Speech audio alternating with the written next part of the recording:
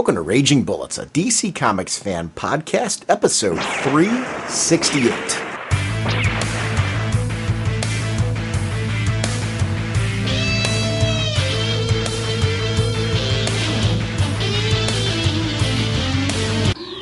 Welcome to Raging Bullets. I'm Sean Whalen, drnorge, and I'm joined as always by my co-host Jim.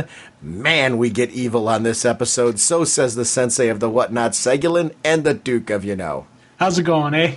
Our two spotlight books that we start talking about are Forever Evil Arkham War and Rogue's Rebellion. We also talk about things like Batgirl, some brand new Vertigo releases. We casual chat about Batman Dark Knight.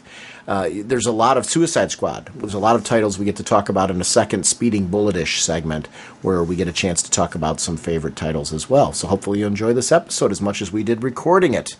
We are proud members of the Comics Podcast Network and the League of Comic Book Podcasts. Sponsoring us this episode is DCBService.com and InStockTrades.com. Over at DCBService.com, they're doing an October 2013 Vertigo bundle. This has all 7 titles being released. The Sandman Overture, number 2, Coffin Hill, number 3, Hinterkind, number 3, Astro City, number 7, Federal Bureau of Physics, number 6, Trillium, number 5, and Dead Boy Detectives, number 1. These books regularly come to $22.93. It's 50% off, only $11.46. If you're interested in trying some of the Vertigo titles, which I recommend highly, I think what they're doing right now is fantastic. I'm glad to see this resurgence. This is the time to do it, and to get it at that 50% off, it's a very low price point to try out some of these books to see if they're right for you. And then, if you can't get all 7, you can pare down and fit it into your budget. So it's just kind of a great way to do it. I love when DCB Service does that because it's a great way to try new titles. Remember that they are a digital partner. They have the Comixology link and also the Diamond Digital iVerse Media and My Digital Comics. Any of those purchases earns you 5% of that purchase towards your DCB Service order.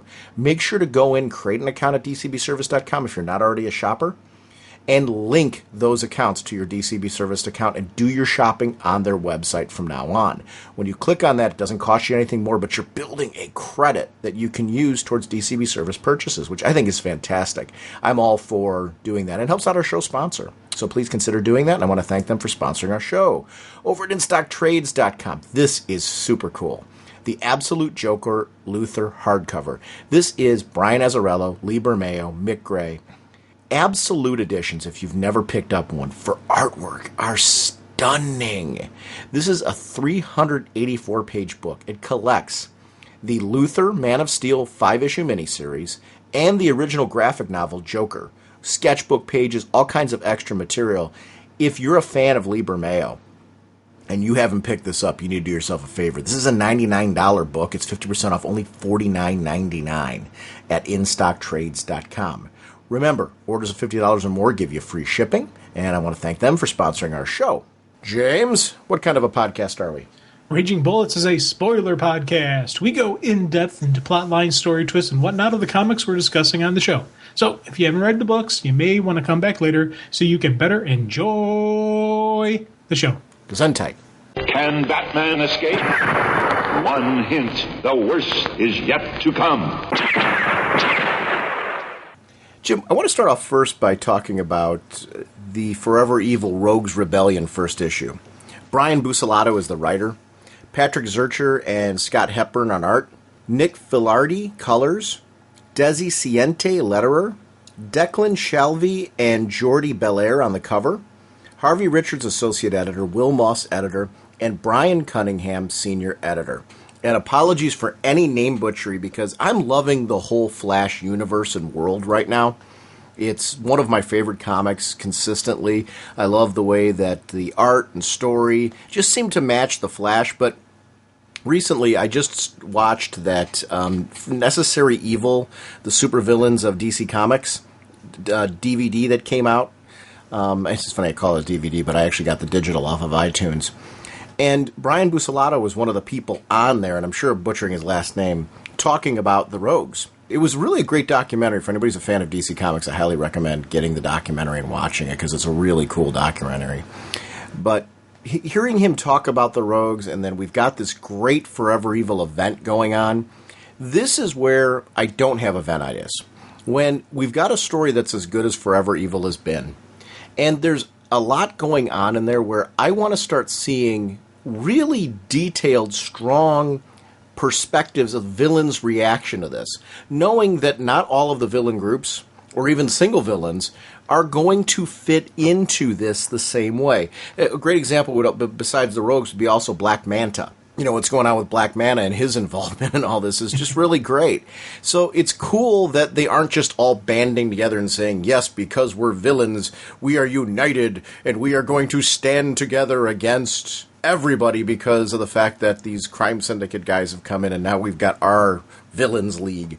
I like that that's not playing out that way because it doesn't make sense for it to play that way. The same way the heroes don't all get along in the same way. So it's cool to see this. Go ahead, Jim. Oh, definitely. You know, we talked about before any of this stuff came out, how would specifically we talked a little bit about the Rogues because they are a different breed of villain, and what I was expecting is what I'm getting. But it's not even like, oh, it's just a thing. There's still some cool twists with the story and how it's playing out. You know, especially you see them arrive in Central City and it's just trashed and destroyed, which we saw in the Grog Villains Monthly issue where everything started, kind of the destruction of the city, and they're having that reaction that we kind of expected from them about, hey, this is our city. That's my sister in the hospital. There's the code of the Rogues, and it's not about world domination. It's about the score. It's about the big job. It's about, the Rogues. And I love just seeing them react to the city, react to the surrounding, the body count and just everything that's, coming along with it. I thought that was, for me was something that it was really neat, to that I feel like I truly do understand the Rogues and I do get them, and it's been a process of, for me going from no knowledge of them to having this comfortability with thinking, yeah, that's a Rogue thing. That's how they would handle it. But there's still even mystery in my head as this plays out, how are they all going to stand? Are they going to stand as one? Because that for me is a huge question mark with some of the Rogues. I see some of them turning on each other, and it's kind of curious to see who it'll be, will it be, and why. Yeah, that's one of the things that I think is great about this is when you have an opportunity to see villains where, even within the same group, the Rogues, they have a code that is clearly driven by the leadership members of the team. But each one of them has their own unique personality. Trickster, in particular, I think is really well handled in this issue, in that he goes along with the group because he's part of the group. And it's clear, that this is something that he really wants to be a part of, but he has a different philosophy. And you can see that he isn't quite playing. It's not like Squad, where like everybody in the squad is doing exactly what they're supposed to for their role. He's kind of off the beaten path from time to time. And I like that. I like that kind of dealing in this. I love the family aspect of the Rogues. I love that there's a history here, particularly with what Captain Cold has done, where they used to have separate weapons, but now because of, this whole accidental mishap, they've all gotten powers in a way that you don't necessarily want to get powers, with tremendous side effects that have caused major problems, including indirectly what happened to his sister. Yeah. So I love that kind of stuff. Well, with great power comes great responsibility. You got that right.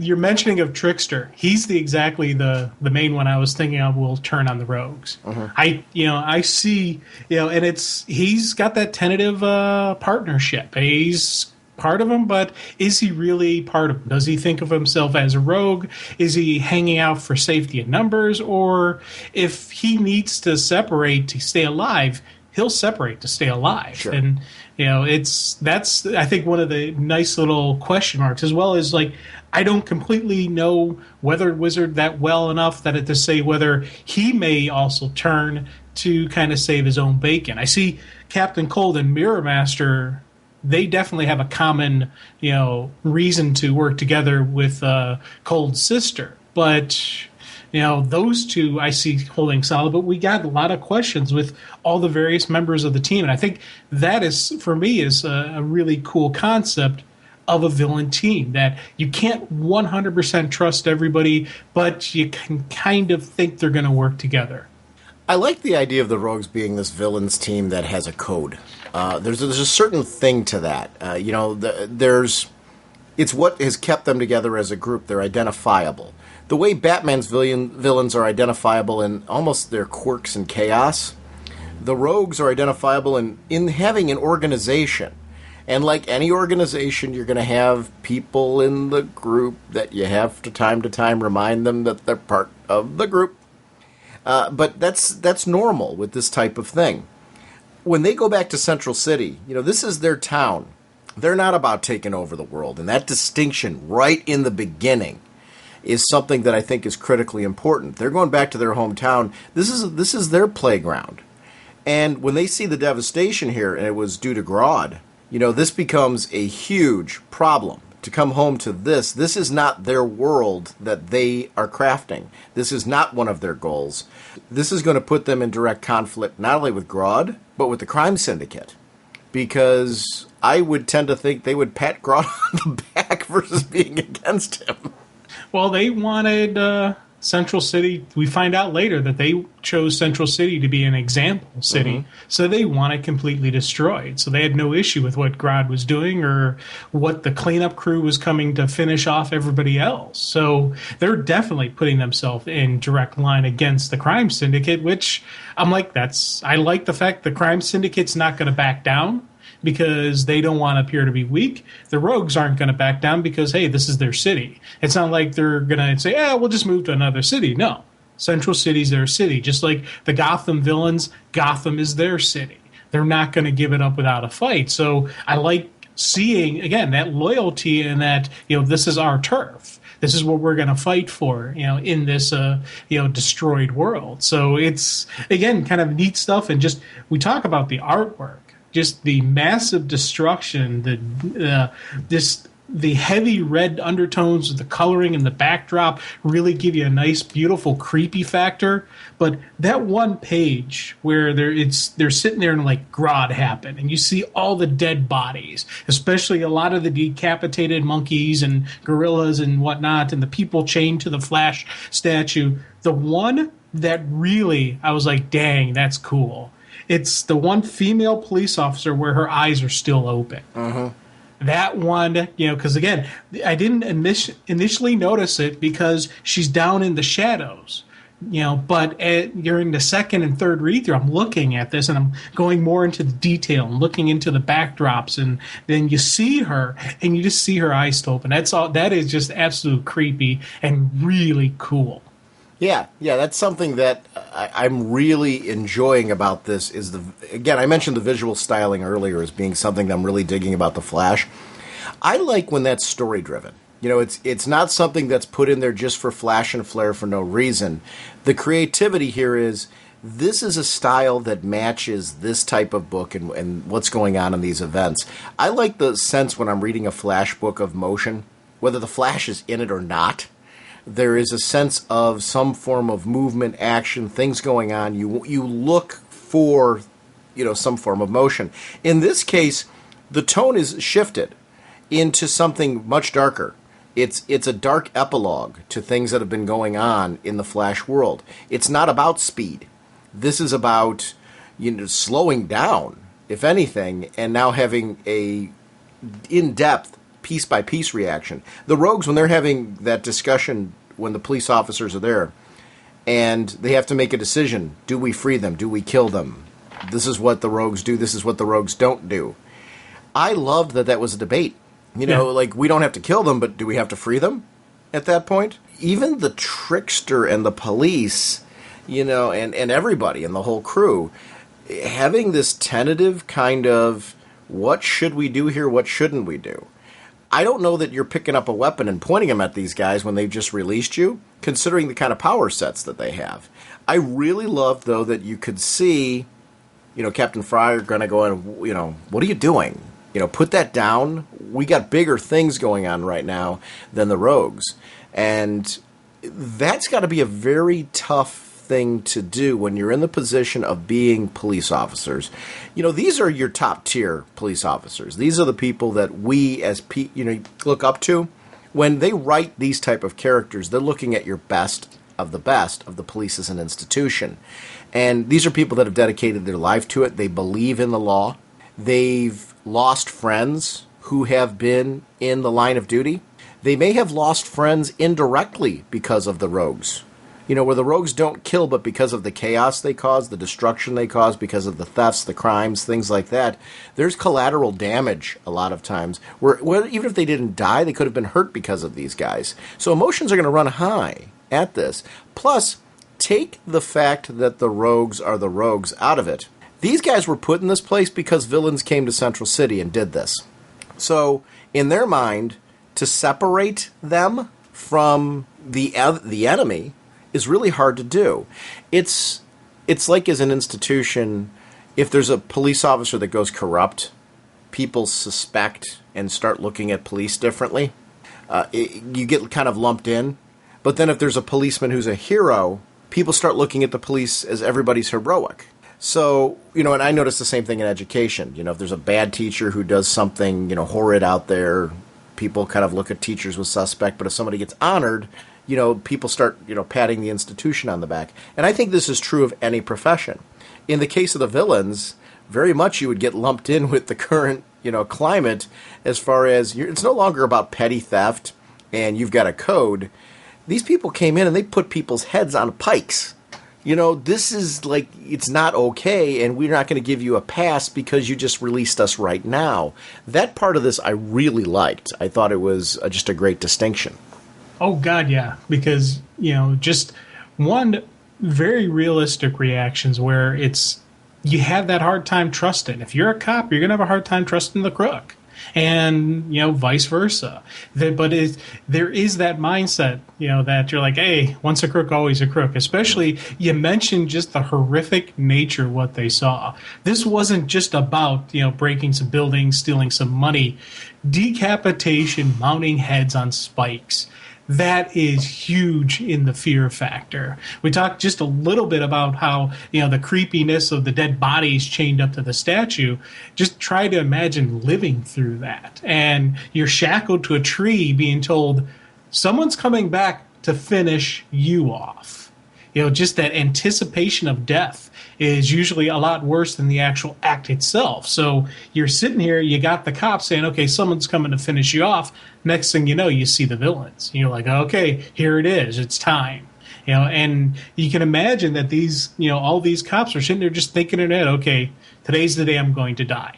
If I'm going down, I'm going to take somebody with me. I'm going to fight, I'm going to try to last, and all this stuff that's, just going through their head, just the unresolved issues that they've ever had with their family, just any possible thing that, could, I wish I had done this, wish I had done that. All that's going through within the middle of this giant adrenaline rush. And I loved just seeing how everything was playing out with, the discussion, just the debate, even just the kind of the uneasy, face-to-face between Cold and Captain Fry, just about, oh, hey, do you know about the hospital? And I loved how Cold immediately jumped into, we got a team member down. Do you know if they got hit? I thought that was just, everything playing out here was just an absolute beautiful just representation of just human nature within this crazy universe. I liked the situation with Heat Wave, where it was like, you act like you know us. But if you did, if you really knew us, you'd know how stupid it would be to fire. I'll turn you and that gun into liquid before the bullet leaves the barrel. I like how Captain Cold does Easy Mick, uses his first name, real name, not code names. That's an interesting thing about the Flash universe and the Rogues. There was a period of time in Wally's book where the general public knew that Wally West was the Flash. And I quite liked that. I know it's kind of, well, you got to keep secret identities and all that. There was something about the Flash's world that people knowing that he was the Flash didn't really seem so wrong. It just made his world feel a little bit different. He's more of a public guy. And I don't know, I don't normally like the identity reveal. I feel there should be some major consequences to it, and there were in the story. But I also felt like when you're in a world like Key, like the two Keys, the two cities, the sister cities that they had in there, and they're so much into the Flash history, and he's their guy. You high five him on the street, that type of thing. There's something charming about having that in the DC universe. And I wouldn't want every book like that, certainly. I don't want Batman walking around Gotham going, "Hey, call me Bruce." I just don't want that. But it works for the Flash for some reason. I really liked that. So I wouldn't have an issue if they ever went to that element again. I don't think it works as well with Barry because of Barry's secret identity being, that he's a police scientist. But it worked with Wally because Wally was the Flash. He did have jobs along the way and a career path, but it wasn't linked in this type of way. So I don't know. I quite like that kind of stuff, and I thought it was really poignant that the Rogues would be using first names with each other because it's more of a family thing. You don't have to hide it because the police already know who you are anyway. Right. And I need to get through with you because I do not want you making a mistake of turning us into cop killers, because that's something that I like. Cold, the fact that he's like the leader, he's the calming force. We don't always see that from him, but in this moment, you really got the idea why this guy's running the show. It made sense to me. Oh God, yeah. And when they approach, when they get to the hospital, and you see just the chaos going outside, mm-hmm. the thugs, villains, whatever, the bad guys beating people up, and the one's got the Molotov cocktail just about to throw it into the hospital. Next thing you know, one panel there, next panel, they're all in ice. I cheered just because, Cold's like, done. Two little low-level thugs, you're gone, you're history, you're toast. Goodbye, no more problem from you. And I thought, again, very appropriate for the Rogues. They're there for his sister, but they're not just going to ignore because they need the hospital up and running. They need the staff healthy because his sister's there. So he's thinking about everything that's going on, keeping that hospital standing. It's, again, a really cool, just realistic moment in a supernatural world. Yeah, that's one of the things that I really like about this book is it seems very grounded in reality when it comes to dealing with the interpersonal relationships with the Rogues. You can connect with a lot of what's going on here. And you get the same thing with the heroes in the Flash book as well, the police. That's one of the things I'm really enjoying about this book is the cast feels like real people. You can connect with all of them. But then you throw in the supernatural, and that's where I think, to me, I enjoy this book even more. It's one of my favorite books DC's publishing because of the fact that it's so rooted in you feel these are real people that when this supernatural stuff happens, it stands out more and the reactions feel more realistic to them. And that's where I'm really digging what's going on here. The whole sequence when the Syndicate members show up, I love the choices of which characters are there, because they stand out more for the same supernatural reasons you were mentioning. And you want to start seeing the battle, right? I mean, I'm ready for somebody to start kicking butt. And it's funny how they're the villains of the story, but you can't help but root for the Rogues, right? Oh, God, yeah. And I was chuckling because it's like, okay, Buffalo Bob, I'm listening. I'm called Black Bison because of the dead animal on your head or the smell. I was like, yeah. Oh, yeah, he ain't backing down. And even old Bison Bill there is like, hey, I sense you're going to be a problem. You think? What was your first clue? Weather Wizard. I loved the whole bit where, you're a typhoon, huh? Good to know, idiota, because I control all weather. I love this great, powerful storm is starting, and he just takes it down like nothing. Every so often, you really need to see villains that are capable. To me, it's a lot more when they go up next against the Flash. My respect level for the danger to the Flash is going to be that much higher when you see these guys. Look how easily, because they are a team, they are dispatching the crime syndicate's hit squad. It's because of the fact that these are people who know each other backwards and forwards. They fight like a family does. But when it comes down to it, if there's a villains group that I want to be in when, something's going down, if I've got to be, I don't want to be in a villains group, obviously I want to be in a heroes group, but if that's the choice I got to make, I want to go with the rogues. My odds of survival are much higher with this group, I feel, than any other villains group you could possibly be in the DC universe, because they aren't going to turn on you. They're a family. You might have your issues, you're going to have your arguments and your fights, but when you're a member of the rogues, they stick together. You'd have to cross a major line to be taken down as a member of the rogues. And there's something about that I find really interesting and intriguing about them, because it feels realistic. You wouldn't see this with every villains group, but for some reason with these guys, it just works.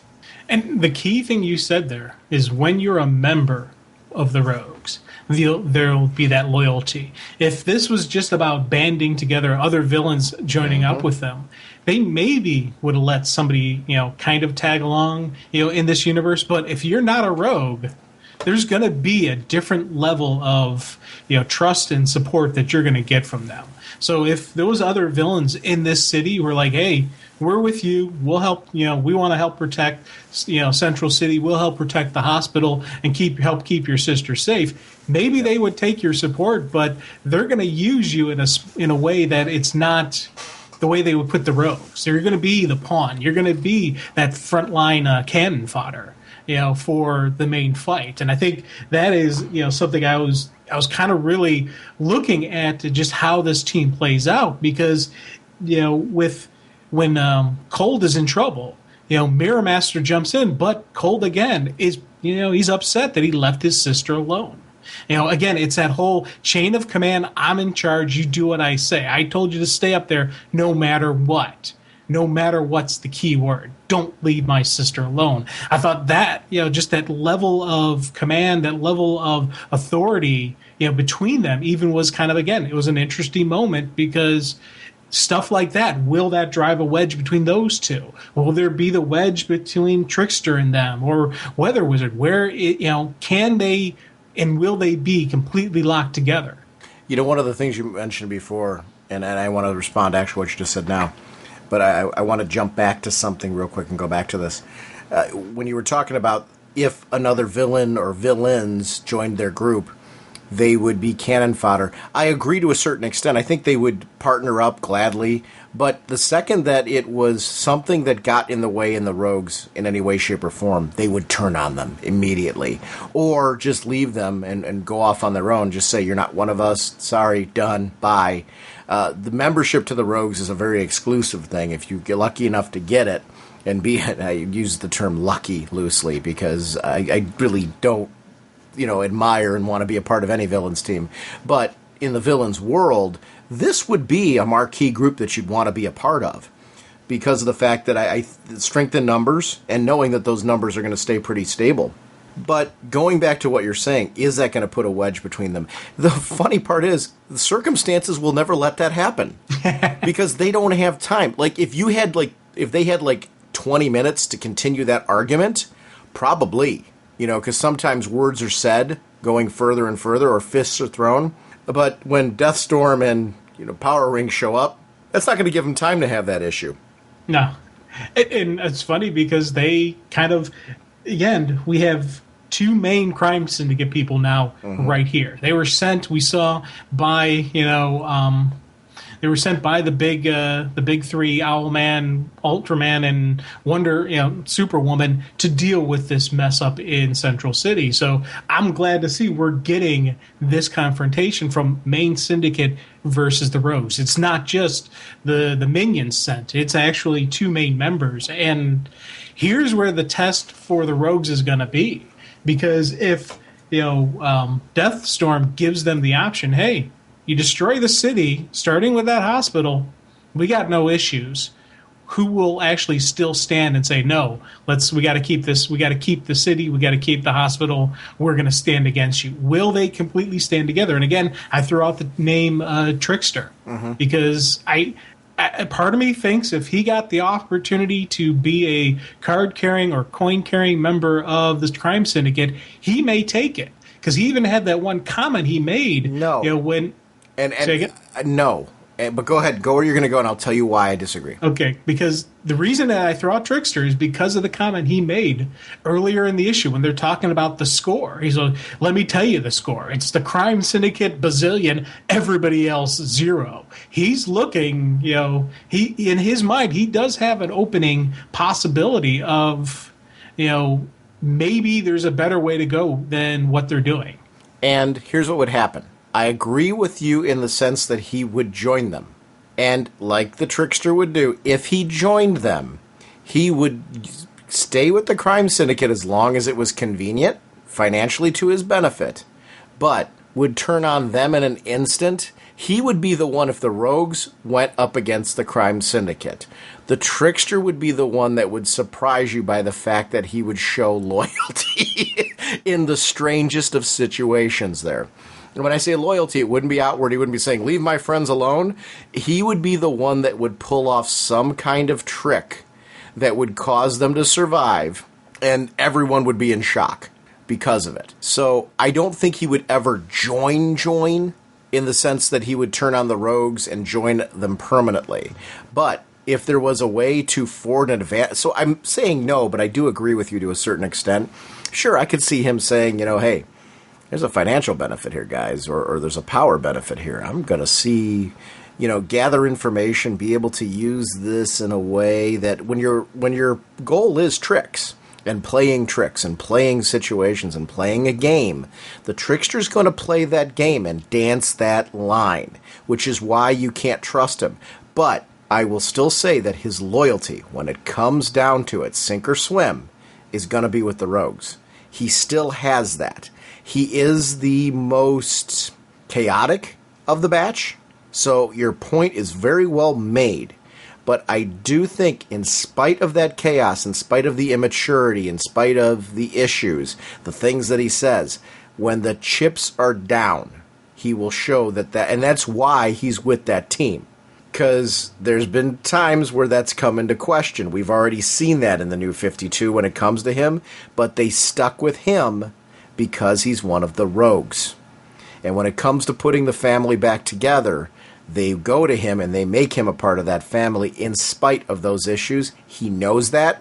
He respects it, even though he doesn't show it in the same way that the others do. So it's very much, he's on the A-team, he's their Murdoch. Yeah. And BA, he's the one you're high-five and he's your rational, powerhouse and that type of thing. But you still know, as crazy as Murdoch is, all the wild things he's going to do, he's still loyal to the team, and there's a reason why he's there. Trickster has that kind of role in this. I'm being very cautious in saying that I disagree with you, because I agree he's noticing things and might take advantage of it. There's a difference between taking advantage and joining. And actually, yeah, I will agree with that statement about taking advantage of a situation. And to be, the one thing I was also thinking is he could be the one where he would say he's with them, but the whole time he was a rogue. And the whole time it's, the whole implanted, hit him from behind, enemy lines and whatnot, that type of, styling to his character. But it's the thing that always, got me really thinking is, in the crime syndicate world, are there rogues there? Or did Johnny Quick just kill them off? Because you think about just, if Flash ever turned evil and he was going to kill off these guys, he had plenty of opportunity where at the superhuman speed, he could have just eviscerated all of the rogues and simply killed them off and not had to deal with them. Is that what happened to their version of the rogues? Or is there somebody over there? Or I always wonder about that. What about in the other universe? Is there a version of them? I do too, and I'm always torn between should you spell that out or keep us imagining. And I think there's reasons for both schools of thought. Like you bringing up that conversation, I'm like, wow, Jim is really going into an interesting place, and I would love to read that. But then there's another part of me saying Jim's going to that interesting place because Jim's imagining what it could be like. And maybe that's cooler to have that kind of debate and not have it spelled out and just be given little bits and pieces of their world, but not being able to fully see it.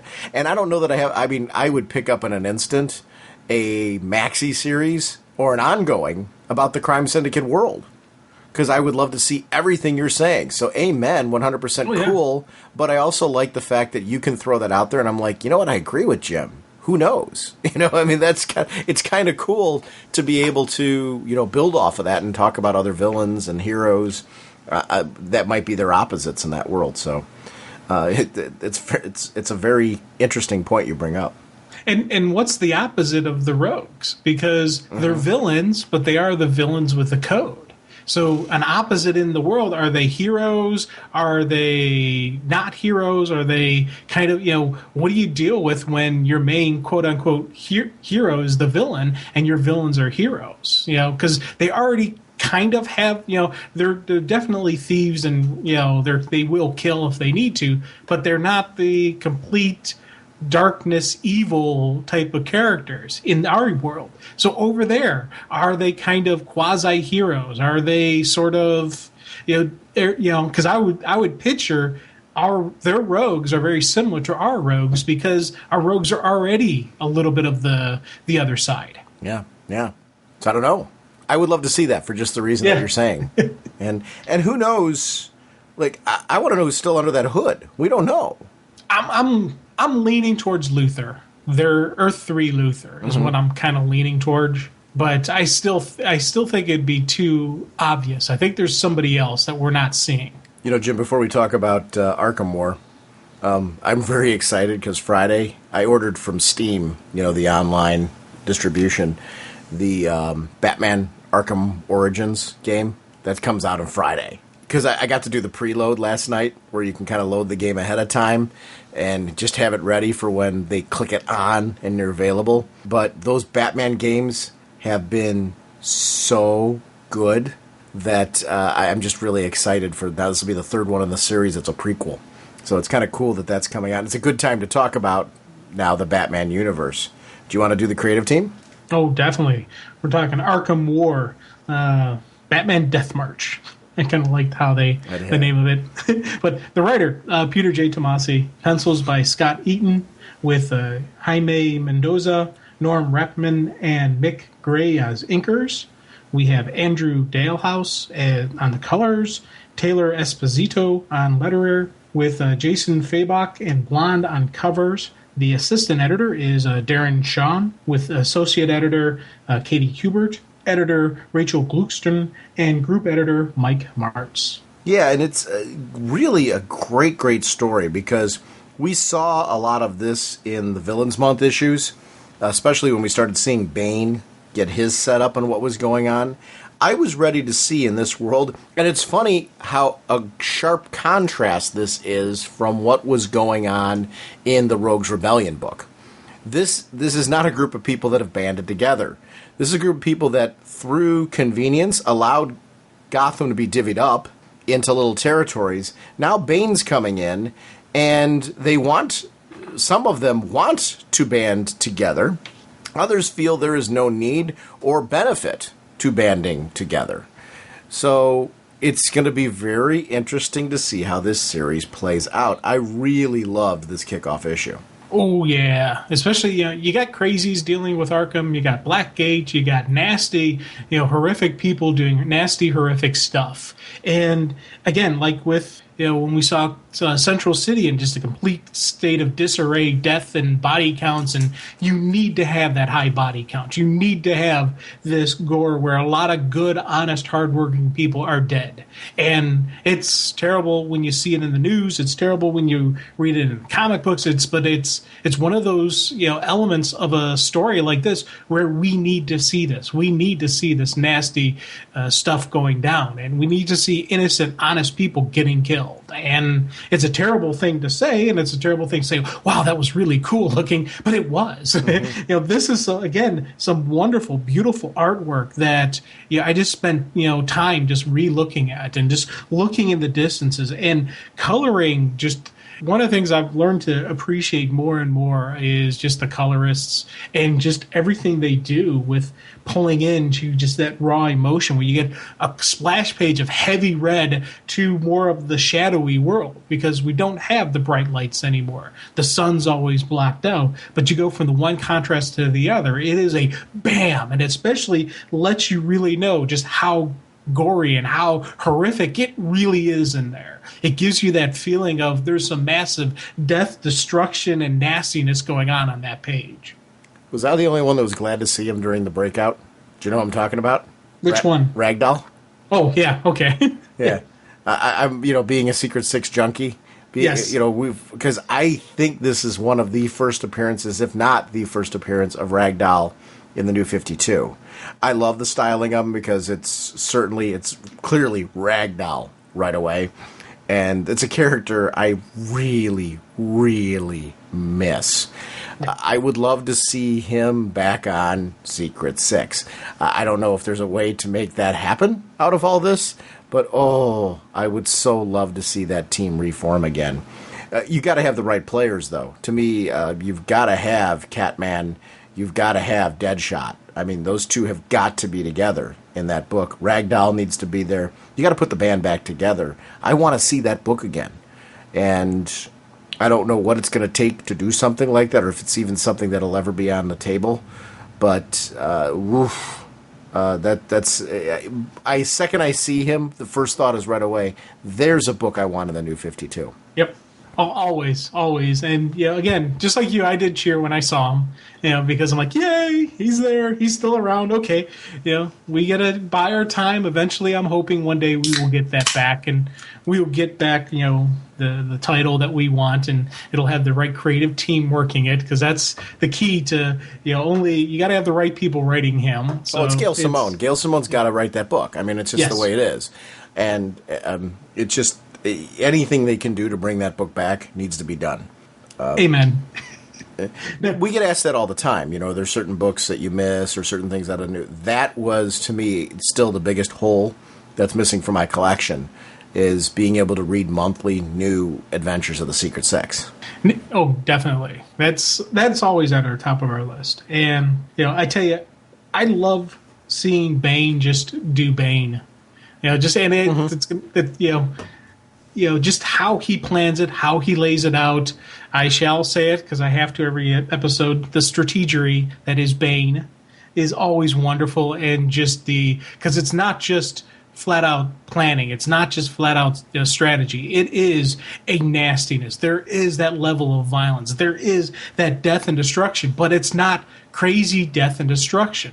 It's meticulous. It's planning. It's hit here, hit here, hit here. But it's not one after another. It's a synchronized attack. And a synchronized attack in a world where there is no communication is huge, because one of the fundamental principles in modern warfare is take out the lines of communication.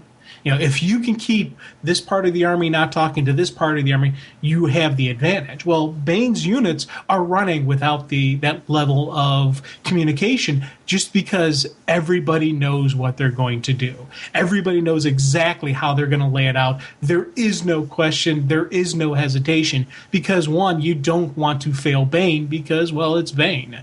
Two, they know what it's not just lead by fear, it is also lead by power. It is lead by respect. That's Bane. I'm one of Bane's guys. You're about to find out what happens when you throw down against the big man. And I love just seeing just that sheer violence that's coming through, and that attacking, that nonstop, just wave and wave and wave that keeps hitting them. It's a really cool in the nasty, destructive nature. I love Commissioner Gordon. I've never been a police officer. I just have a lot of respect for really good police officers, detectives, commissioners, things like that. I think anytime you're in a career where you're putting your life on the line like that, and you really do your best to kind of stay in that straight and narrow, because I think it's hard to do when you're pulled into that world, I have a ton of respect for it. And I think Commissioner Gordon, I think for the general public who are not involved in that, really should be one of those characters that just inspires you to really have a lot of respect for police officers and a lot of the tough stuff they deal with. In this situation, it's great when you don't see a Batman there. And you see him saying, I'm the commissioner here. It is my job to protect this city. This is something I don't take lightly. You know, he's got to make choices from time to time to bend the rules. His whole relationship with Batman is him drastically bending the rules. He's working with a vigilante. But it's because there's a line. There is a certain line that's there that has to do with his own code as a police officer. This line is one of my favorites. Someone moved the moon over the sun. The Justice League is dead. The lights are out. Gotham's been split between a dozen homicidal Arkham escapees, and our secret weapon is gone. Probably for good. In that moment, he's like analyzing the situation, yet he's still there. He's still doing what he can to maintain law and order. Because he got into this because he believes in that. He felt he could make a difference with that. It's not one man standing alone doing that, but he believes people like him, if they band together and do this, it's important for our world to have those people that are willing to stand up and say, hey, we need some order. We need rules. That's something that I really love about this character because he exudes that. It's a very well-written character. When writers get him right like they did in this book, they give him lines that make you just want to go. That's just him standing there talking. Yeah. And he did it so well. Yeah. I love Tomasi's writing of cops. I do too. I love how he approaches it and how he, you're really, it's, especially Gordon. When he's in charge of writing Gordon, I always enjoy it. And I always because he understands just the nature of it. Gordon's not a superhero. He's just a guy who, has his code. And we talked earlier about the Rogue's Code. Well, Gordon has his code. It's that, that true, pure police officer protect and serve mindset. And there are a lot of really good cops out there who have that mindset. There are some who are like, hey, it's just a job. I'm good at it. Or then you got your corrupt cops. You got every possibility that can go out there in the real world, in the comic book universe. And Gordon's one of those guys where he is the true cop. He is that true police officer at his heart and soul. And I love seeing that type of stuff, especially, as I said, with the carnage. We saw those prison guards were sitting there just laying down fire, trying to stay alive. They knew they were outnumbered, they were outgunned, but they weren't going to lay down. They're trying to keep the good people safe, try to stop the bad guys from rising up, trying to, overwhelming odds, they still, continued the fight. They could have very easily have turned and run and maybe, hey, if I bob and weave, take off my prison guard uniform, throw on a prisoner uniform, maybe I could fool them into thinking I'm one of them. These guys didn't. They were locked, shoulder to shoulder, letting the fire go. And, it was a cool moment to see just that everyday normal person heroism. Jim, did you hear about the new Palmolive? No. It softens toes while you do dishes. I'm like, okay, where's he going with this? I loved the Professor Pig sequence because the great part about that is visually, it's the build. You see this guy running with his, hand hidden off the page. We don't see what's going on there. We know that, he's a patient, something like that. I did not see that coming. And then all of a sudden you flip that out. In that short time, tell me, how did I do? The twisted nature. Professor Pig is one of those Grant Morrison creations that's really great. I love that he came out of, the Grant Morrison's desire to add some new villains to the Batman mythos. He's got the right kind of crazy to be a part of it. He's actually been in the new Batman animated series and it's done very well there. So it's a character that I'm glad that is leaping off the comic page and becoming more a part of the casual Batman culture as well, because he's a very well-developed, interesting character. And that sequence was great. I've often thought that it'd be kind of maybe neat to have hands where my feet are. You can do like how the gorillas and the chimpanzees can grab stuff and climb and stuff like that. And you could run just like a dog. It'd be great. Exactly. Mm-hmm. But I've never in my life wanted a foot where my hand was. You know what? It never was one of those things. So seeing this was absolutely just, wow, really freaky, especially since this guy was this maestro. this music was his life, and now the music is forever silenced because it's kind of hard to play a musical instrument with your foot. Now, Drums? there's certain Hold stuff. on, drums? Well, yeah, there are certain stuff. You would not need sticks, bongos. I would imagine if you have 2 feet where your hands are, you might be a better bongo player. You might be a better bongo player, but you're not going to be a better violinist, cellist, or anything like that requires the finesse. And how do you know? Have you ever tried playing the violin with your feet? I have never tried playing the violin with my feet. I am making a guess here. But, let me ask you a question. Have you tried playing the violin with your hands? Oh, yeah, I have. Okay, how was it? I play the violin about as well as I sing. Did you try playing it with your feet then? No, I didn't. Maybe I should have. Maybe you might be, if you'd done it when you were a kid, maybe you would have been a child prodigy. And that definitely would have been a very interesting thing. I could have very easily been, circus sideshow, maybe, an act in Vegas, someone playing with their feet. That could maybe get drawn attention. This is part of the problem I have with you right away. That's discriminating. Because of the fact that you play with your feet, there's no reason why you couldn't have been part of a major orchestra. Well, uniform. Yeah, you do have a dress code. Why are we talking about this? And this is my fault. I was prepared to keep going. I was clearly keeping going. This Professor Pig sequence, though, leads to some of my favorite parts of this book. It's when we start seeing Pig and Scarecrow and the debates over what's going on. You've got this world of crazies that start interacting with each other. They're trying to bring a rational, team-driven behavior, or at least an allied behavior against what's coming. They see what's coming with Bane. Yeah. And Scarecrow's trying to say, look, this guy's organized. He's coming in here and he's bringing a storm with him. If we ignore him, he is going to plow over us. And he's not getting the cooperation that, for obvious reasons, that he needs. But I love when the debate is there, because this, to me, is a perfect companion book to reading Rogue's Rebellion when you have situations like that. It makes the world feel rich. That's one of the great things I think about the DC Universe, when you embrace the sheer depth of these characters and just how diverse and different they are.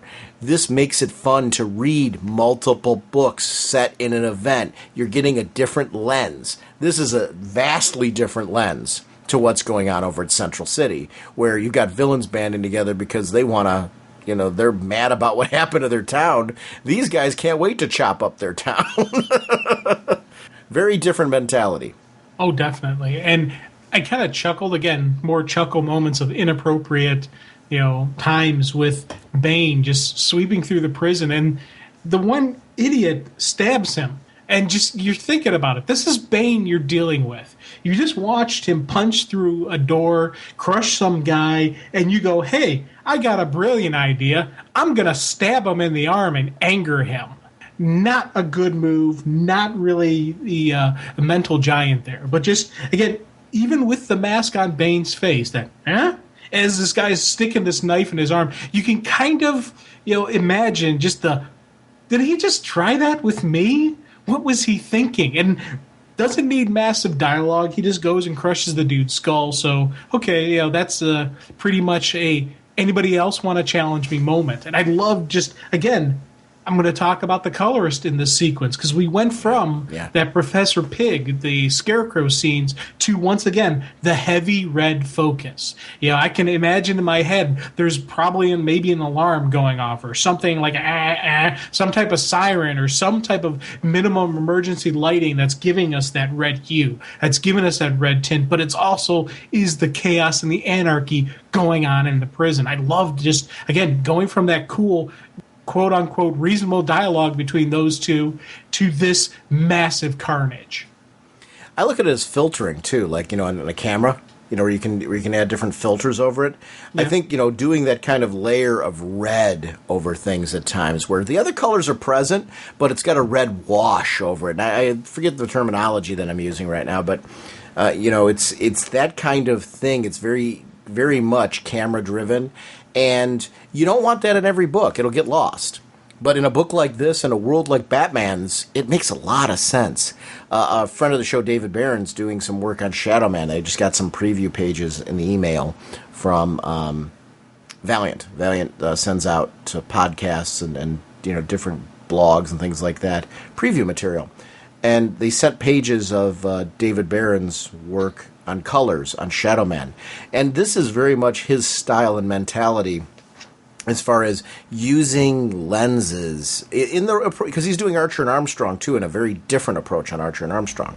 So to see him do Archer and Armstrong and then do Shadow Man is really cool, to see the contrast of how a colorist will make different choices depending on the style and tone of the book and the needs of the presentation emotionally.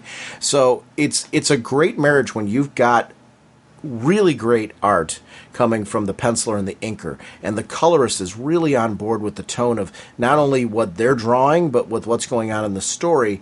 That's where you start to have a creative team on a book, not just individuals.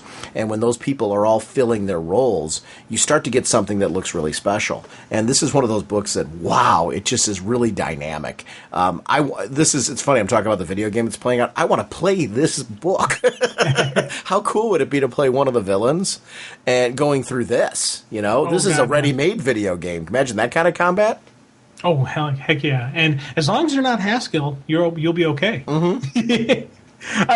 If we're ever in a situation where we're being held captive by a saint, by just a monster like Bane, and he asks for anybody wants volunteers to be free, do not volunteer me. Volunteer yourself if you want to, but not me. I laughed out loud because I kept thinking, this is me and Sean right here. This would be you, Sean, saying, hey, you know what? Maybe you should let Jim go. Oh, okay, Jim. Snap neck, dead. Well, yeah, because there'd be Talons. Yeah. Yeah, so, yeah, I'd give you up for Talons. Like an thanks, Talons. But it cracked me up because the guy was sitting there, and he volunteered his buddy. But, again, he's thinking, well, and he had that noble intention, like, well, he's got a family. He's got kids. Maybe he should. Oh, bad call. Never volunteer yourself or anybody else. Well, I liked that the guy was in a scary situation, because I think I'd like to hope I would have the guts to do that in this type of situation, facing off with Bane, where I could think of somebody else other than myself when I'm clearly going to be scared out of my wits. Think about what we've seen this guy do already in this issue up to this point. And he had to, taking the joking out of it about it was you and me.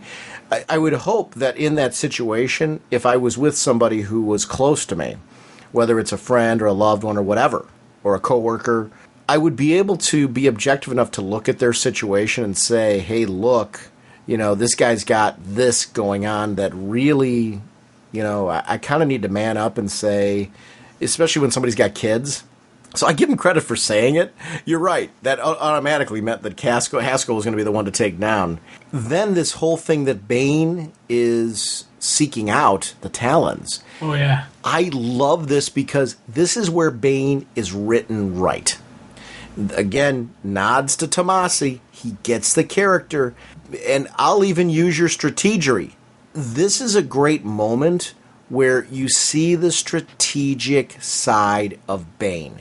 Nightfall, if you go back and read that, the introduction and the build, when Bane was introduced and he was kicked into the Nightfall storyline, step by step, you saw him lurking in the shadows, setting up a situation where Batman was gradually worn down.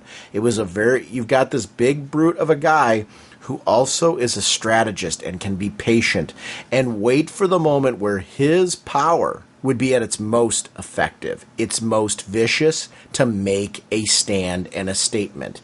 It's better to be patient and carefully pick your spot than to rush out there into the open mindlessly. It's one of the reasons why, when they put him in that Batman and Robin movie, that was so abysmal. Why would you turn him into a mindless pile of goo? Why would you do that? Because it really could have been any other thug. It shouldn't have been this guy, because this guy's awesome. Oh, God, yeah. Yeah, and one of the things that got me with this issue is Penguin. Mm-hmm. And how, again, he's got this balance and he's got this city broken up. And he's willing to, and I really came across as he's willing to let Bane destroy parts of the city, knowing that the lesser or the lower leaders will get done, but he's still thinking like his sections will be fine. I don't know if he's not seeing the full picture of what Bane's planning on doing, or if he thinks that he can manipulate Bane. He can manipulate the master manipulator. And that was something, when I was reading it, I thought was really cool and fascinating about Penguin, because he's another one of those villains that I've really grown to love, just his level of intelligence, his level of planning and manipulation. He plays the game as well, as not better, than anybody else, but he also has that nasty nature to him.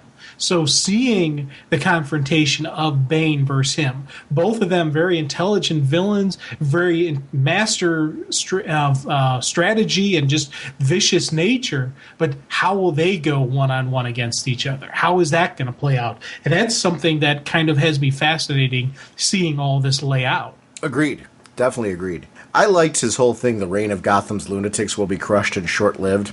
And you got to see a nice overview of all of them. Just kind of showing that Bane is thinking of them and considering them. I agree with you 110% on the Penguin sequences, because those are really great. Again, showcasing the trouble that these villains have associating with each other. Bane meeting up with Professor Pig was a sequence I was waiting for, because now that we've had Bane kind of do his setup, we want to know that the next issue, this build, we're going to start seeing him confronting these people.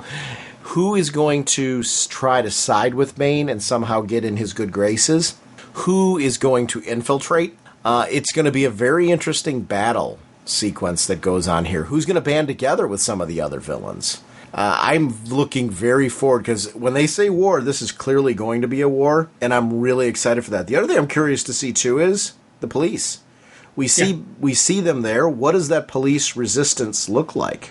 Well, they're kind of, looks like they're focused in their areas, and Bane's hitting the outside areas, but he even said he still has more troops waiting.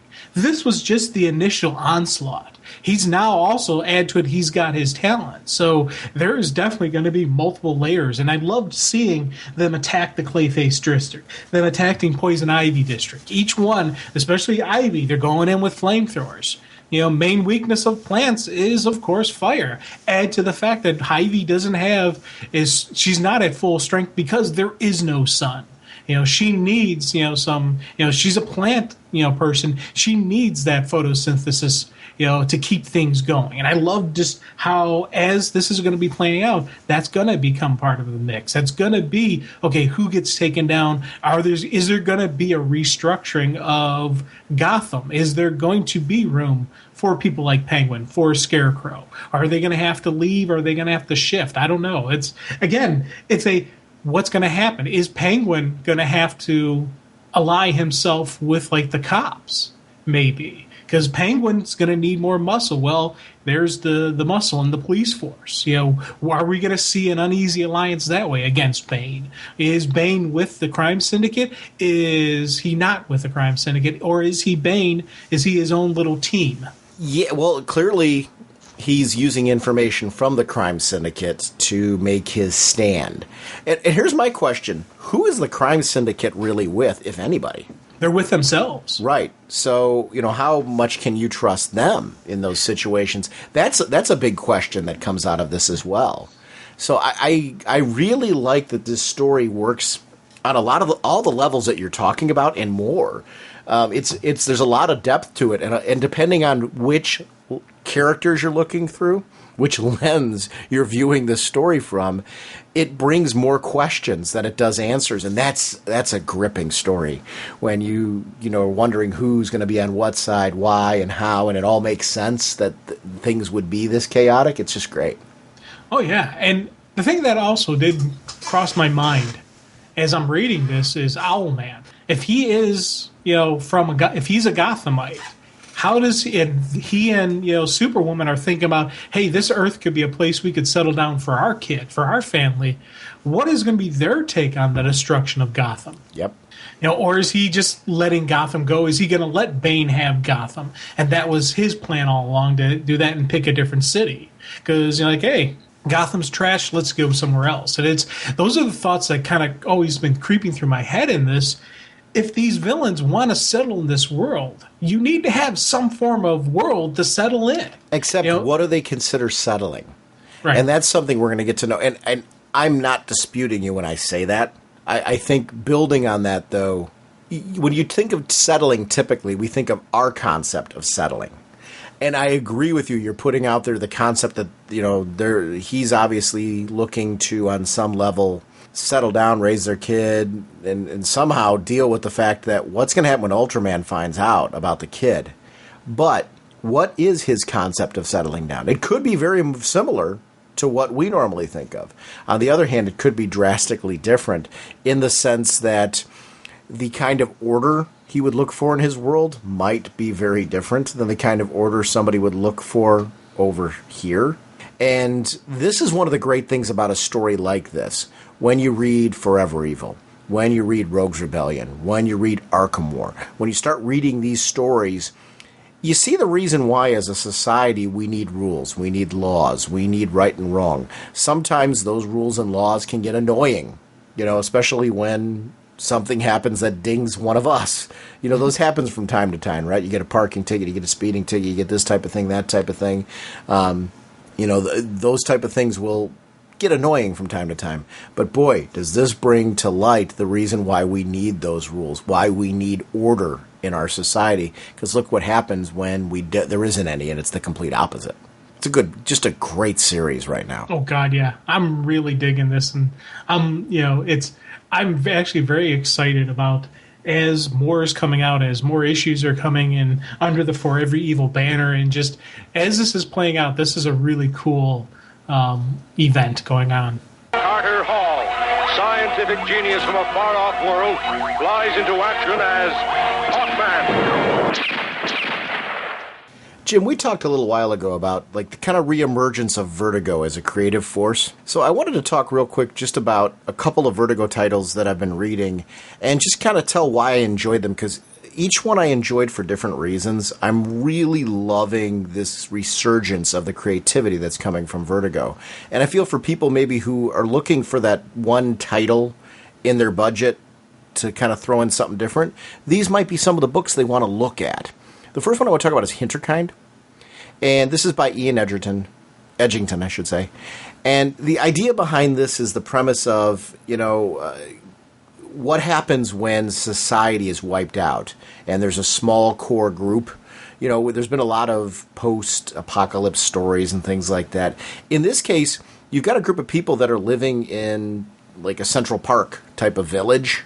They would go out and hunt to survive, and there's a hierarchy in there as far as when you're a certain age, you got to stay kind of in this curfew type of thing where you don't go out and do that until you're old enough. You've got these two young, when I say young, they're clearly teenagers at the most. They're ready to hit the teenage years, maybe hit 19, 20, start going that route. They go out hunting on their own because there's that sense of adventure from that, showing that we can do it, even though there's great dangers out there, and bringing back something for the village to contribute and to be a part of it, but also going outside of the village lines to be able to explore the world and what's there and what kind of wonders are a part of that. Anytime you're exploring those wonders, though, that brings great danger, right? Well, the main character is this girl, Prosper Monday, and her grandfather is leaving the village for a reason, to go on this quest, and she can't go. She's not old enough, and she's got a lot to live for and things like that. And she goes with her friend who is leaving the village for a reason, and the friend has a mutation. And the mutation, it looks like, is not going to be exclusive to him. There are others in the world that have such a mutation. When you're in a village of a few people and things like that starts to happen, people will... there's all kinds of reasons why you would want to leave the village before people find out. Are they going to kill you? Are they going to cast you out? Are they going to view you as different? Better to leave when they don't know on your own terms than to stay and risk any of the myriad of different things that could happen to you. So she follows her friend with the intention of going on an adventure with him, even though he's protesting that concept. It's a really cool book because you see two normal kids in their presentation, two young and excited people looking at this very dangerous world. What I want to know is, what does the world at large look like? Are there people with other mutations like this guy that are out there? And what are they like? Where did the mutation come from? Because that's not really clear. I'm going to spoiler this one a little bit. He's got a tail. And it's a shock. It's as much a shock for him as it is for her. This has been something he'd been hiding, but it's gotten to the point where he can no longer hide this problem. So, the question is, are there other creatures like him out there that are fairy tale-like? And if so, what are they going through? And, who's good, who's bad, what caused all this, and why? It's a first issue is all I've read so far. I really enjoyed the art. It was Francesco Trifogli, and apologies for any name butchery there. Beautiful looking book. It had a lot of style to it, and I just after reading one issue, I wanted to know more about the world at large and the main characters, and that's always a really good sign of an opener. And it feels drastically different. I've read a lot of post-apocalypse stories before. It feels really different from that because these two kids had a sense of exploratory wonder to them in the danger. A lot of times post-apocalyptic tales stand very dark right from the get-go. And it's hard to feel a sense of hope and wonder in them. This had that, which I thought was unique in its appearance. I'm very anxious to see how they will handle the obvious darkness that they're going to encounter along the way in danger. So it was kind of nice to see a book that had that kind of bright appeal from a Vertigo title right out of the get-go. Another one I want to talk about is Coffin Hill, which stars Eve Coffin. And she's this teenager from a high society family, but the family has this rich history that goes back to the Salem witch trials. As a kid, she was a part of different rituals and things like that. And what happened was things were unleashed that affected Coffin Hill. So she becomes, as she's older, a police officer. And actually, as a rookie cop, solves this crime and puts her in this celebrity status. Because she solved this, potential, it was this horrible, dark killer type situation where she saved the day. But because of that, it makes her go back and reevaluate her life. She took a bullet. She's investigated by Internal Affairs. And this leads her to go back to her hometown, only to find out that that darkness that she unleashed is still there. It's a cool book, real interesting. Again, another one, first issue in, that I'm really digging. Caitlin Kittredge is the writer. Inaki Miranda is on art. It's really cool if you like something kind of gothic in its approach. I love witch books. I was a big fan of the Anne Rice witch books, a lot more so even than I loved her vampire books, but I liked the witch books even more, the Mayfair Witches. And this has elements of what I liked about that, but it's very unique in its presentation.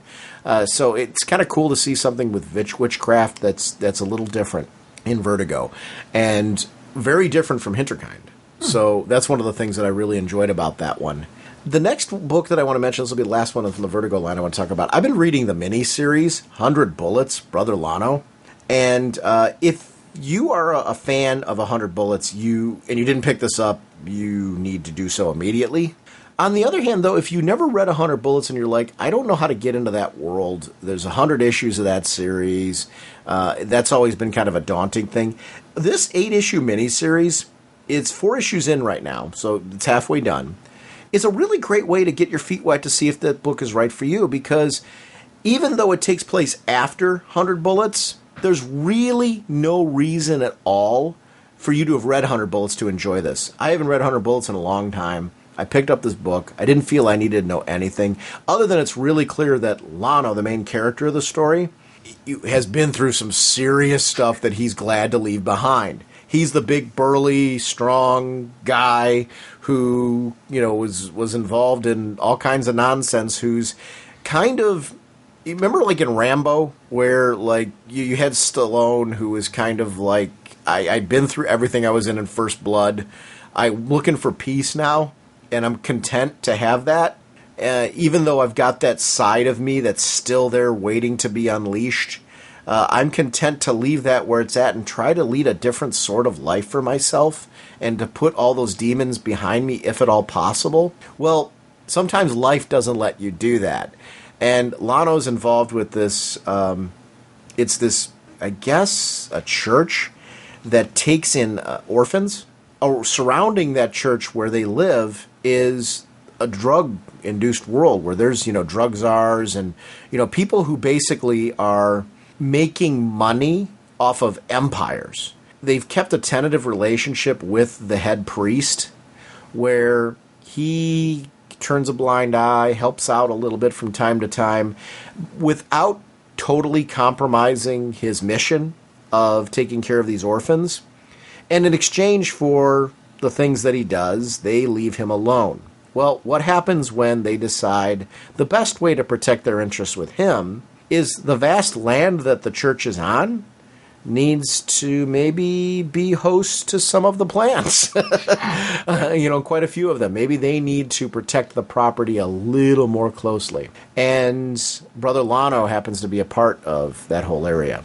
There is an undercover agent that's involved that you don't really know, and I'm not going to say who it is in the book until there's a very shocking reveal that that's who that character is. It's one of those titles that's chock full of action, and you just know it's coming. You're waiting for Lono to snap, because if you've read 100 Bullets, you know what this guy's capable of. If you haven't, you can clearly tell that's where this is going, and you want to see it. It's an action film, but it's a deeply, if you liked Tarantino's movies like Reservoir Dogs and things like this, it's that kind of vibe. So I would really recommend it for anybody who's a Tarantino fan.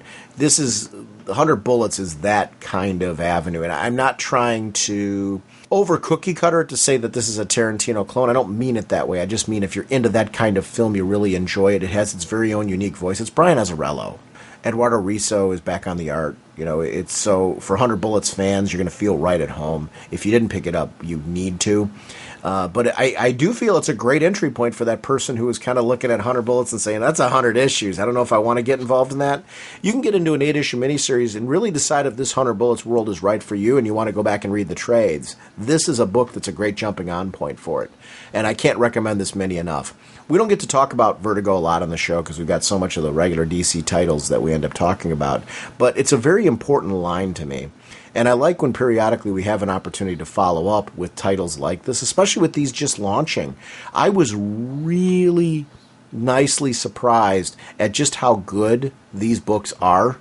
And I just wanted to shout them out as recommendations. And hopefully my comments here will show you how unique and different they are. And if you can't pick up all three of them, hopefully somebody out there's clicking with one of these books and give it a try. And please let us know if you do, because I would love to hear which one of them you tried and how you felt about it, if it connected with you in the same way it did me or maybe in a different way. And I hope that happens because I think they're really great titles. I want to see this succeed because I think the Vertigo line got diminished for a little while where it didn't have as many titles as I think it should have because it should be that avenue for creativity. And I'm really glad to see this growing influx of new Vertigo content, unique monthly series that are coming out and miniseries coming out of this line.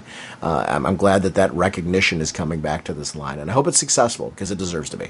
So really cool stuff. Yeah. Batman the Dark Knight, Jim, is a book I wanted to talk about. We don't get to talk about it very much on the show. I think it a lot of times gets overshadowed by books like Batman and Robin and the main Batman title, and even Detective Comics, which is really good by John Layman. I got to shout out Greg Hurwitz as a writer because I don't know if did you get to finish the Mad Hatter storyline that was before the current Clayface one? Yes. I really loved the Mad Hatter storyline. I loved the origin of the Mad Hatter, his relationship with Alice, how he was this normal, short kid, He just happened to be shorter than all of his other friends. He had a crush on Alice. He was actually a cool kid in the group. He was a part of the group, so it wasn't one of these kids where he wasn't involved. But here's what happened. He fell in love with a girl who was, the beautiful, prom queen, who was incredibly sweet to him, but didn't return the same feelings, other than the fact that she thought he was a cool friend. So what happens when a doctor tells him that he has an opportunity to use pills to increase his size, to maybe make him a little bit more, but they have incredible side effects that are both psychotic and physical. He decides to do it anyway. It takes this great, nice, well-adjusted kid and turns him into one of the most twisted characters, who also realizes that through the use of drugs, he can enhance himself in so many different ways that physically and psychologically give him an advantage over his opponents.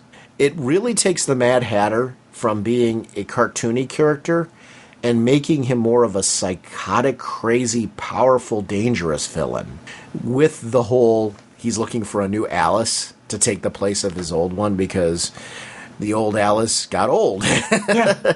I love this story. I thought it was really, really great. It leads into the Clayface story right now, which is another great psychological thriller, a reimagining of Clayface in the New 52.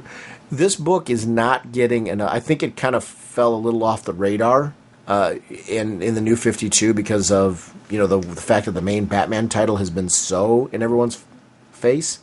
I let this one stockpile for a little bit. Read the Mad Hatter story in one sitting because I could not put it down. The Clayface story, I'm reading those issues monthly.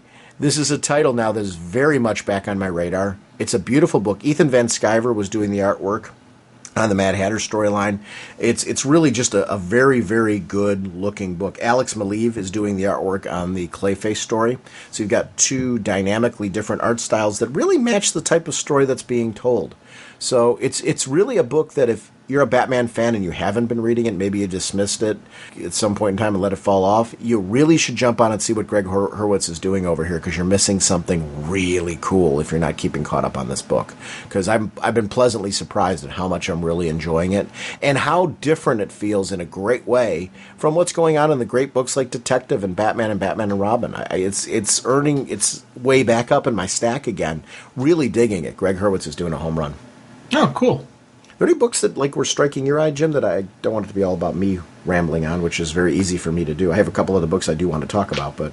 Oh, there's definitely a lot of the Forever Evil titles that were really just, were singing to me. They were so good. And the one that I absolutely loved was Suicide Squad. Mm-hmm. Suicide Squad, we talked earlier about how we want Secret Six back. We want Secret Six back. And that was always the thing that kept me, I was really enjoying it, but it was never anything that I was super passionate about the Suicide Squad story. And it's been these past couple Forever Evil issues that have really just had me cheering and hooping and hollering. And I was enjoying the Suicide Squad before this stuff, so I'm not knocking it, but it was not that same passion, that same fire. I gotta tell you, I got a massive fire going on with this Suicide Squad, especially because of the great twist that we have in here. We've got two different teams going after the same goal. Each one thinks, I'm being told by Amanda Waller, which for me was an absolute wonderful way they played it, because you see each team getting their orders from Waller, and you immediately start thinking, because it is the Wall, she's going to play other people against each other. Is this really her? And you learn later, by the end of the book, that the hero squad that's going through this, we got Steel, we got Power Girl, we got Unknown Soldier, we've got all these actual serious heroes are being led by the villains, are being led by the bad guy, while our villain Suicide Squad is actually being run by Amanda Waller. She's still, from her hiding spot inside the prison, she's still, directing traffic. She's still trying to do what she does best. And I thought, for me, that was a great way to continue this, because the Suicide Squad is about the villains. It is about these, killers who are, doing the work for the government. And here we have these killers who are, they no longer have the threat of an exploding neck, so they're getting some money. So they're getting, some other, this is where they belong. This is the role they have. This is who they should be. And I love just seeing, again, villains, nasty people with a kind of a code to them. Fighting, and here they're now fighting heroes. Well, the heroes are the ones who are being misled. The heroes are the ones who are off. And I'm really looking forward to that revelation moment where do we get the heroes continue fighting, because this is a dark world now. This is, the sun's been blocked out. Who do you trust? Who don't you trust? Well, let's continue the fight. Or are they going to recognize that, hey, maybe these villains we're up against aren't actually the bad guys. Maybe we need to look at things a little bit differently. I love just the again, that idea of the concept of what is good, what is evil, what is right, what is wrong. Yeah, that type of stuff always stands out for me, too, as being incredibly interesting. Are you caught up on Batgirl? Oh, God, yes. Oh, yes. That's a immediate read. Batgirl number 24. It's the second part of this whole Batgirl, the whole Wanted storyline that's going on. This is, basically her dealing with the reaction of the fact that she feels responsible for the death of her brother.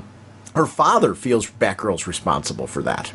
Her need to hang up being Batgirl because she feels she no longer is worthy of being that person, of having that title, is something I've really enjoyed. But on top of that, with issue number 24, her boyfriend is shot. All he was trying to do is protect his family. He was trying to do the right thing. He got involved in something because of circumstance. Who shoots him? But her dad. So now Dad is out to get her, not knowing that it's Barbara. She is got serious issues with the dad. I want to talk about, there's this double-page spread where you shot him. And I want to compliment the art team on this one, because if you look at that and the color tones that are used, there's not a lot of color used in the whole thing.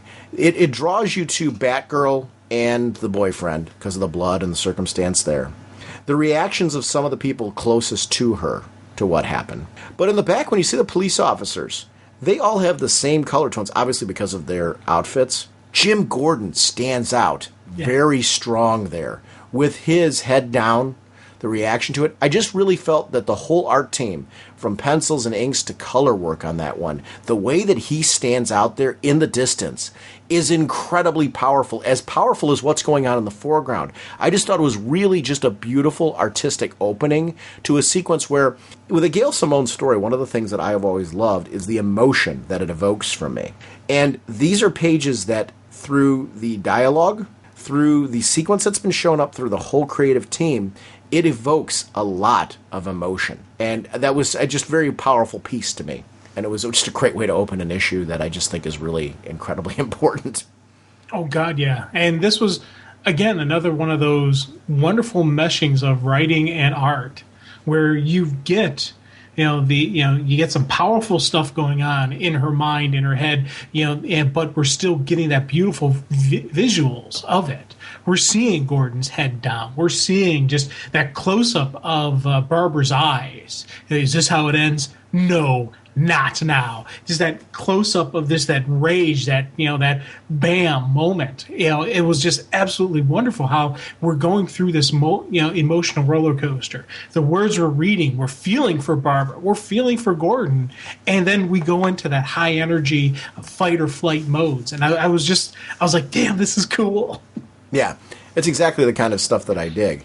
Jim Gordon having to give up his weapon, but also his daughter having to make that decision.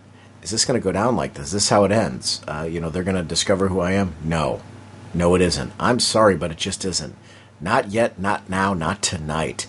The poetry in motion of that sequence. This is the kind of stuff that I come to expect from a Gail Simone written book. You're going to get sequences like this where it comes from a strong emotional point, and when you get the action, it means something. You follow every panel. because you want to see what she's going to do in reaction to it. It's a defiance that she's unleashing there, and man, does it mean something.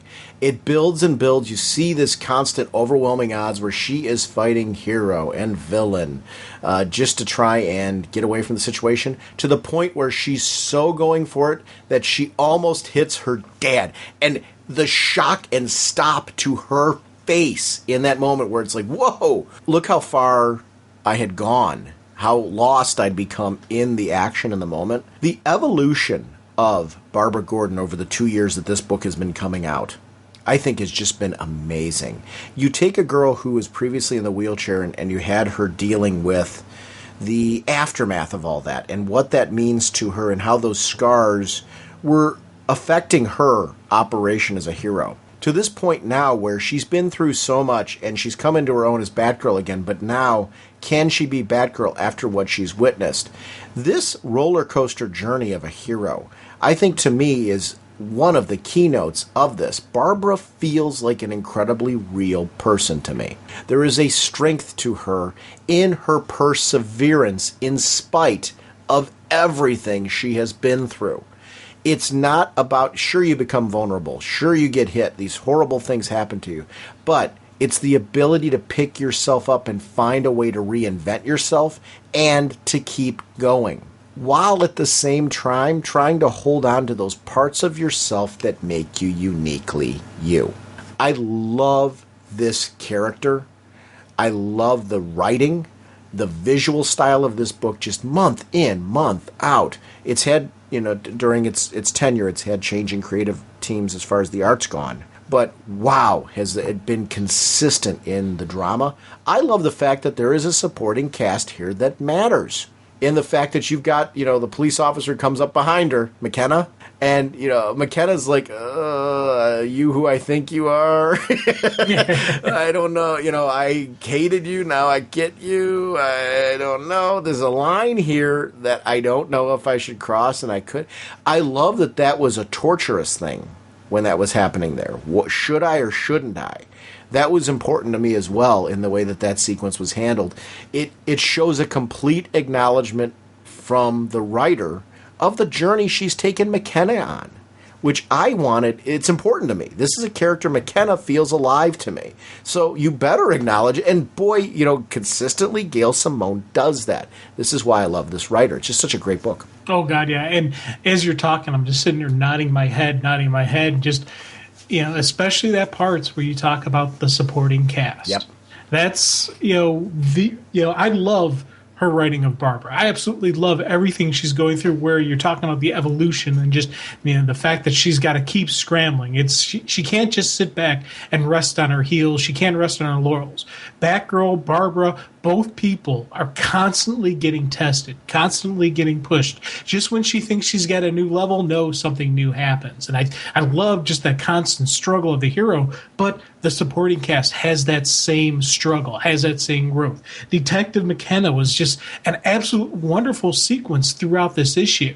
When Barbara's trying to lose the cops through the train graveyard, off on the side, hidden in the shadows, you see Detective McKenna perched up in her positions and spots Barbara going down. I love just that little bit where right before we see her, we do see that she's casing the area, that she's being that detective. She's being that intelligent officer who's learning how to survive, how to deal with Gotham. Mm-hmm. And that, for me, has been an absolute just joy to read this, and especially even her roommate. I love those roommates. Is it Elysia? Is that how it's pronounced?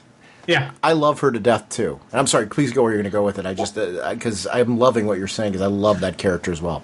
Like all the other characters in this, we have this introduction, we have this initial appearance, or we have these initial opinions that we had in our head. No, everything that you thought, we're going to flip it a little bit. Yeah, there's some stuff that we always thought, hey, she seems like a really cool person. Yeah, she is a cool person, but she's got her own little secrets. She's got her own little mystery to her. She's got her own little trials and tribulations. I loved seeing just those moments where she's trying to support Barbara. She's trying to be there for Barbara and get get everything going that way. I thought, for me, I was like, dang, this is a great, roommate for Barbara. And part of me wants to see her pull her into the mix, tell her what's going on. Part of me likes this. Will she ever figure out moments? Just the mystery that's surrounding the character. Will she learn all the deep secrets, or does she know enough that she's not going to find the final piece of the puzzle, but she's got enough going into it that she's going to see where it's playing out?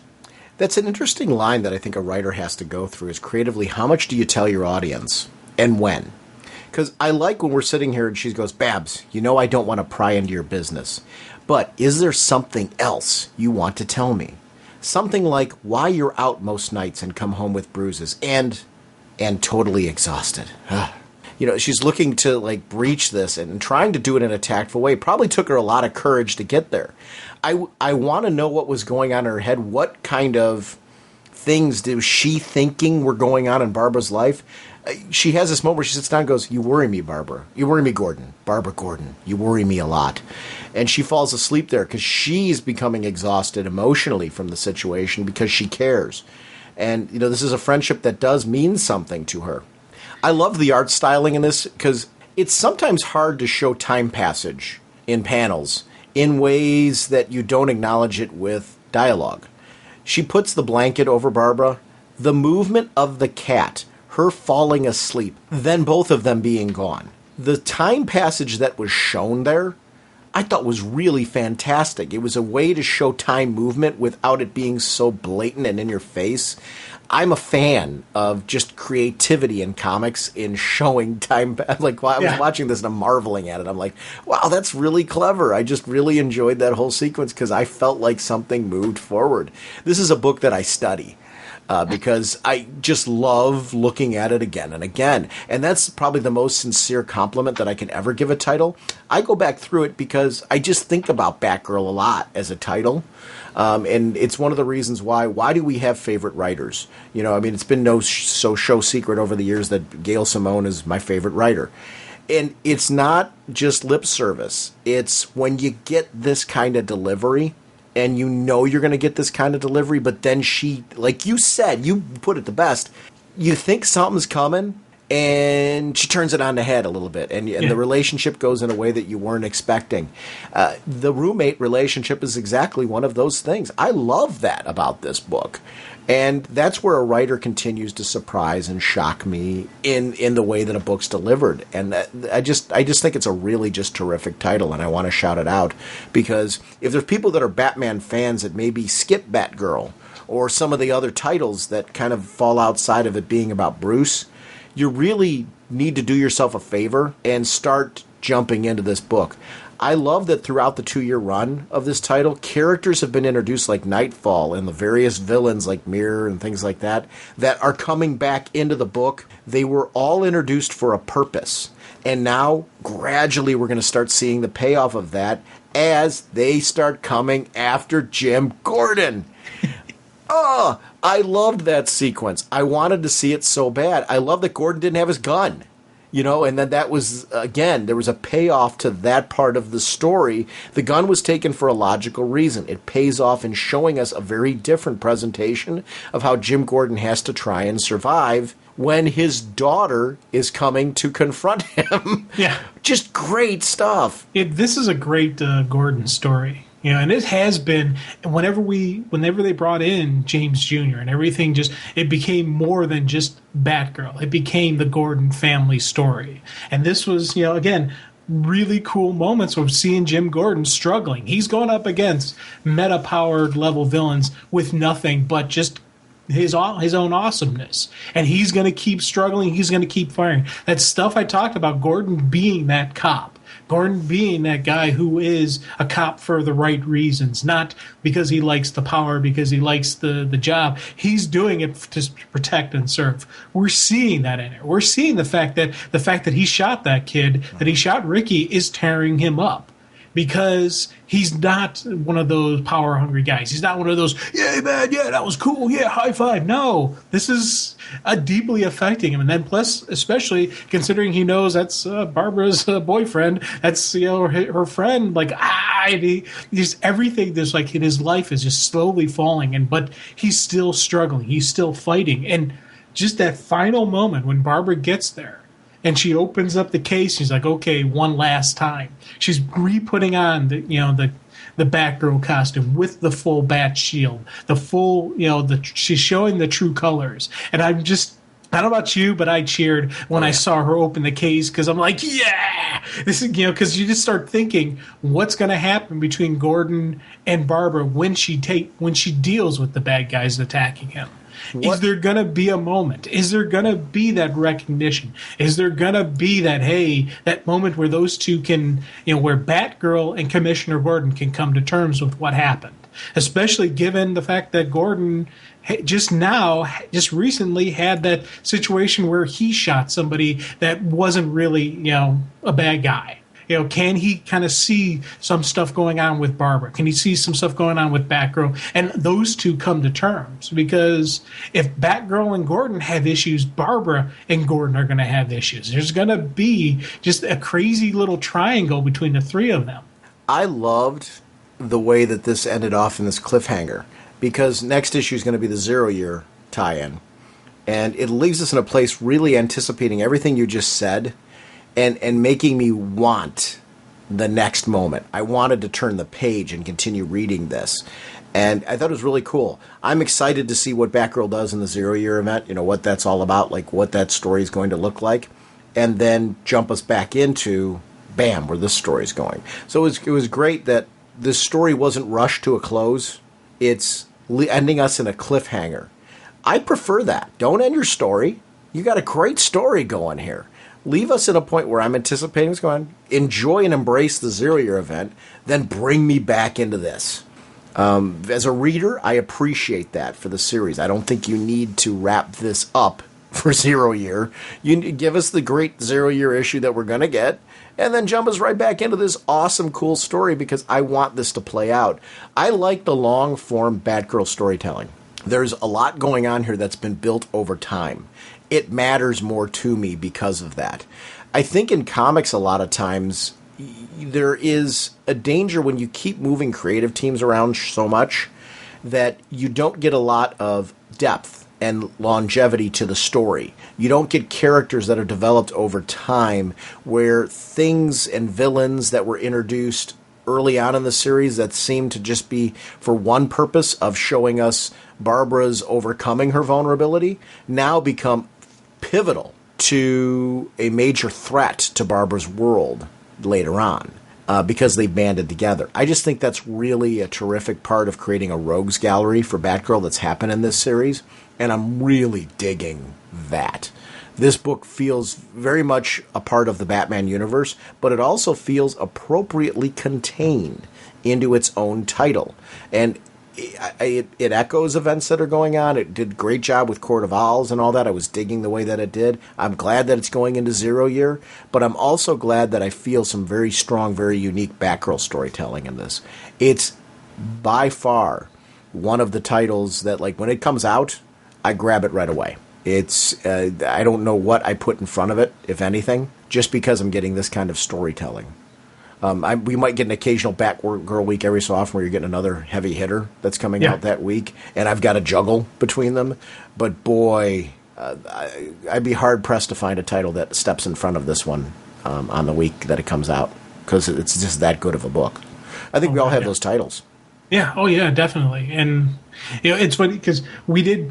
this isn't just about the wonderful writing that we get from this, because there is a beautiful, just a great meshing of the styles of what's the written word that's being told, and then that artwork that gives us that emotion. And it's especially on this cover. A lot of times I don't comment on cover art. It looks cool. this one really was one of those powerful covers that, again, it's really cool moments where we see Barbara just holding Ricky, and it just, the hooded face, the look on her, just that look of anger, rage, passion, fire that's going on, and then the bat symbol in blood right underneath them. And I was just like, this is a really cool looking cover. This is one of those, this could be a poster, this could be something like, bam, coming soon. Yeah, it's just a terrific book, and this is one of the reasons why I continue to love this writer. She's my favorite writer in comics right now. The work that she's doing over in the Movement, Red Sonja is just an amazing read. Are you caught up on Red Sonja? Or yeah, it's good. That's one I month in, month out I grab. Leaving Megalopolis, I just was reading on her Facebook that she has one of the books, so those are going to be coming soon. I want to read that from the Kickstarter, because that's her back with collaborators from Jim Calafiore and Jason Wright from Secret Six are a part of that, and I just can't wait to read that book. So it's a great time to be a Gail Simone fan, and I think we all have, if maybe people listening, that's. They don't have this. They have a different favorite writer. For years it was always we had people who were fans of Jeff Johns. Or I love Jeff Johns. I love Peter Tomasi, James Robinson. The work that he's doing on Earth 2. I have a lot of favorite writers right now, but when Gail Simone came on the scene, she became my absolute top tier favorite writer, and it's the consistency of the amazement and the stories that I get from what she's doing, and the human factor that comes in that really just hits home for me. And this is why Batgirl is a top of the stack read for me every month. Reaching melting point. Not sure we can make it. Okay, you wanted, this is Jack Hour, you wanted something I'm raving about? So here's the thing. I just got in the mail my Whiz Kids Burgess Meredith 1966 version HeroClick of the Monocled Mountebank. And this is amazing. It's even got, not only does he have a classic penguin pose struck in the 1966 show, but they even have like sound effects behind it. And all of them look awesome. The egghead one has this giant egg where it's like going to be cracking. The bookworm one, he's in like that library scene where his hideout was. King Tut is done up, Victor Bueno done up as like a mummy. It is absolutely an amazing line. And of course, the Adam West Batman and Burt Ward Robin look really, really good. So I am definitely geeking out about that.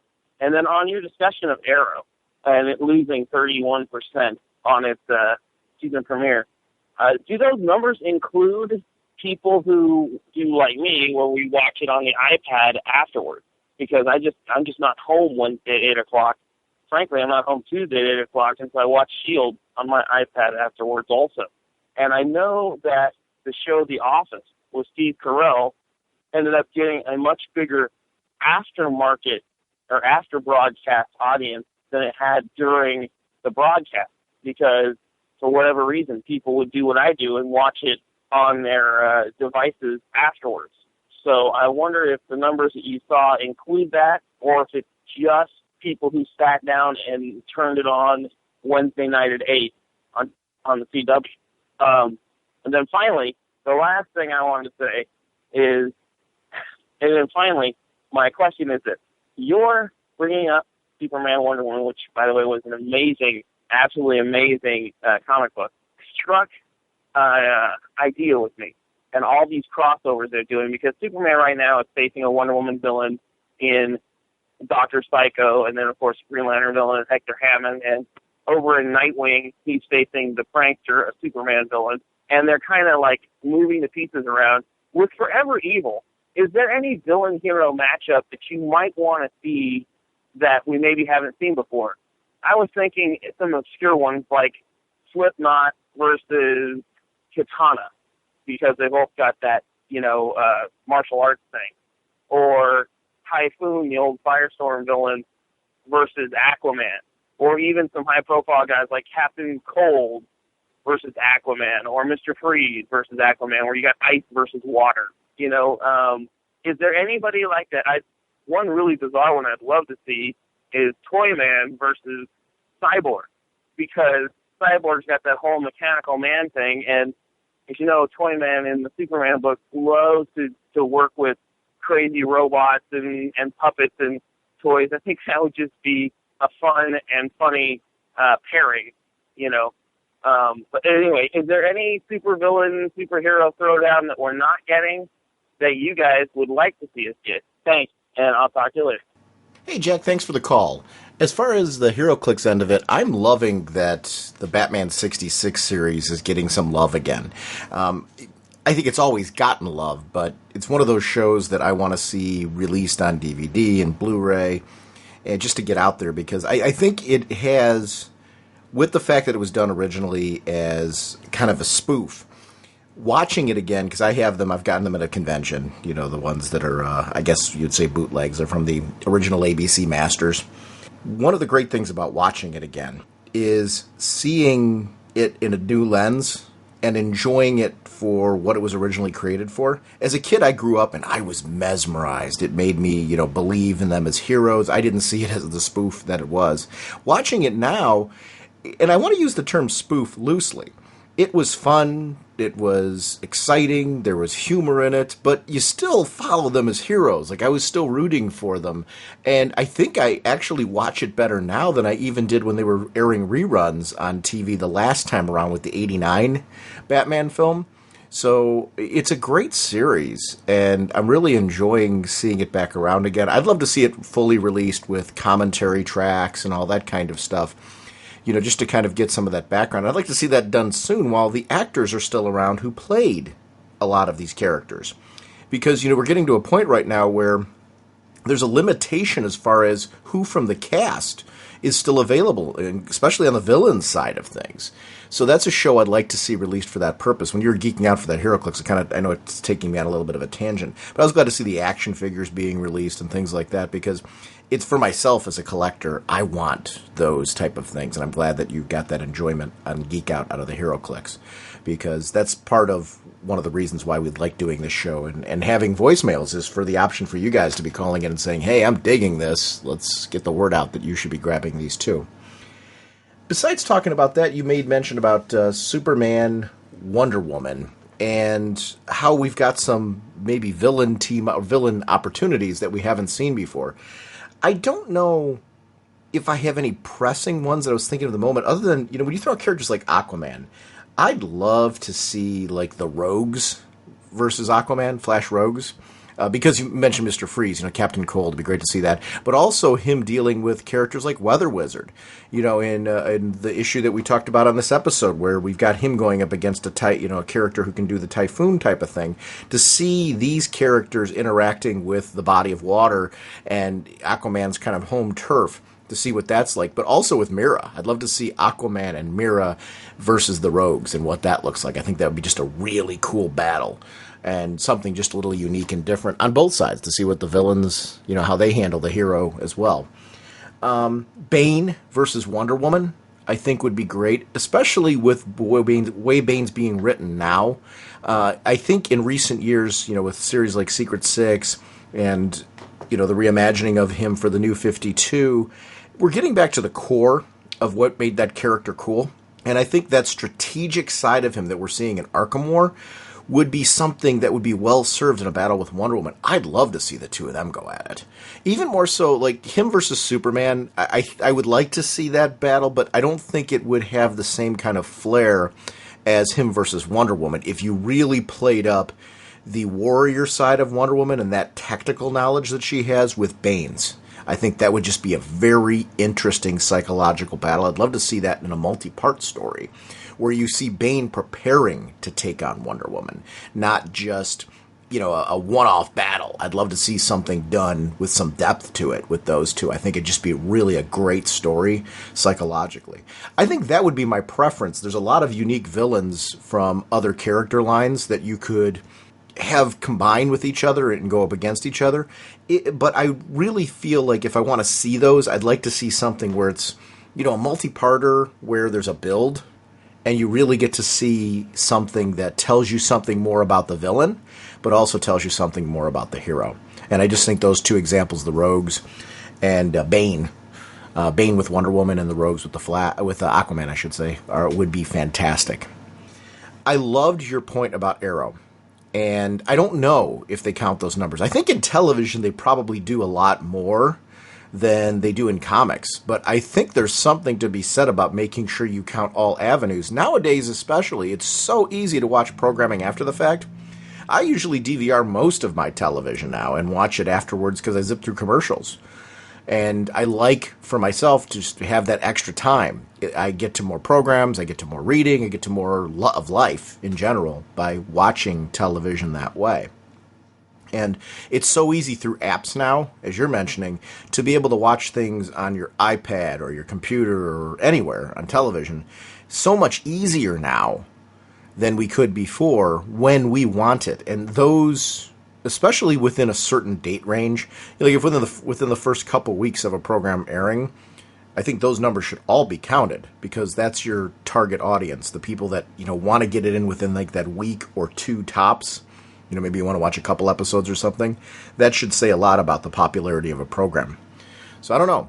I feel the same way about trades. We've talked for years when we talk about comics, do they count trade numbers and things like that? Well, and do they count digital numbers? I'm hoping we are seeing a increase of that for the same reason you're mentioning with the television series. So I'm hoping Arrow's, and I'm guessing no, those numbers were initially from television. So to answer your question, was that drop counting did the digital watchers? No, because that was released pretty quickly afterwards, so I'm guessing no. But I might be wrong on that. I would actually, if anybody out there knows how they do and deal with people who watch things online, and if they count those numbers, please call in. I'd love a follow-up on that, because we all have favorite programming. And especially with the amount of comic book programming, now you mentioned Agents of S.H.I.E.L.D. and things like that, how are they getting the numbers for these programs?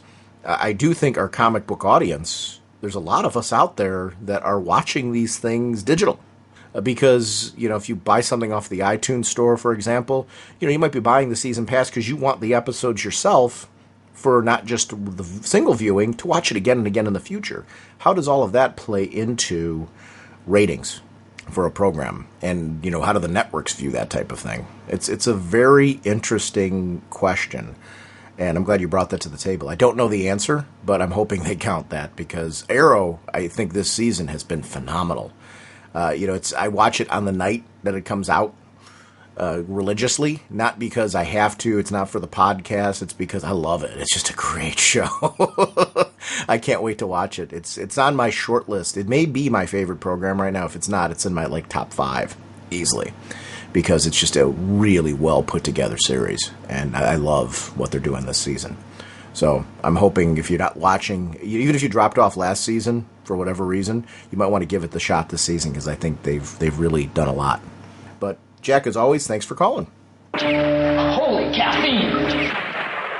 I want to remind everyone about our show voicemail line. It's 1-440-388-4434 or drnorge on Skype. We love having you part of the show, so please feel free to call in at any point in time with your thoughts, rants, raves, anything you're geeking out about. Also want to remind everyone about RagingBullets.com, our show website. I always put updates there on what's going on with the podcast when it's going to be released, so that way you're in the know. That's also linked to Twitter. So if you're a Twitter fan, that's a great way to follow that website as well. We have a Facebook group that is absolutely amazing. It's a great comic community. There's a lot of our friends who have their own podcasts, blogs, friends who are just comic fans, doing great conversation on there. I'm always amazed when I pop on there. A lot of times the news that is going on in comics is being posted. And not even just comics. There's a lot of geek culture. So don't feel like you have to just talk about DC Comics over there. There's Doctor Who rants that go on every so often and things like that, which is really great. It's a wonderful, fun community of people. And I want to thank everyone who participates in it, because it's a great opportunity for me to kind of connect with people outside of the podcast as well. So we love having you there. We have a regular Facebook page besides the group. We also have Google Plus pages. So if you're interested, please connect to any of those, and we love participating with you. Once again, sponsoring us, dcbservice.com and instocktrades.com. Do not forget that October 2013 Vertigo bundle, 7 books, $22.93, regularly 50% off, only $11.46. It's a great way to try out new titles. Check out dcbservice.com every month for the amazing deals they're offering on pre-order product. Over at instocktrades.com, Absolute Joker Luther hardcover, Brian Azzarello, Lee Bermeo, Mick Gray, amazing talent, 384 pages, $99.99, regularly 50% off, only $49.99 at instocktrades.com. Make sure to check that page out for all of the savings you get on any of your collected edition needs.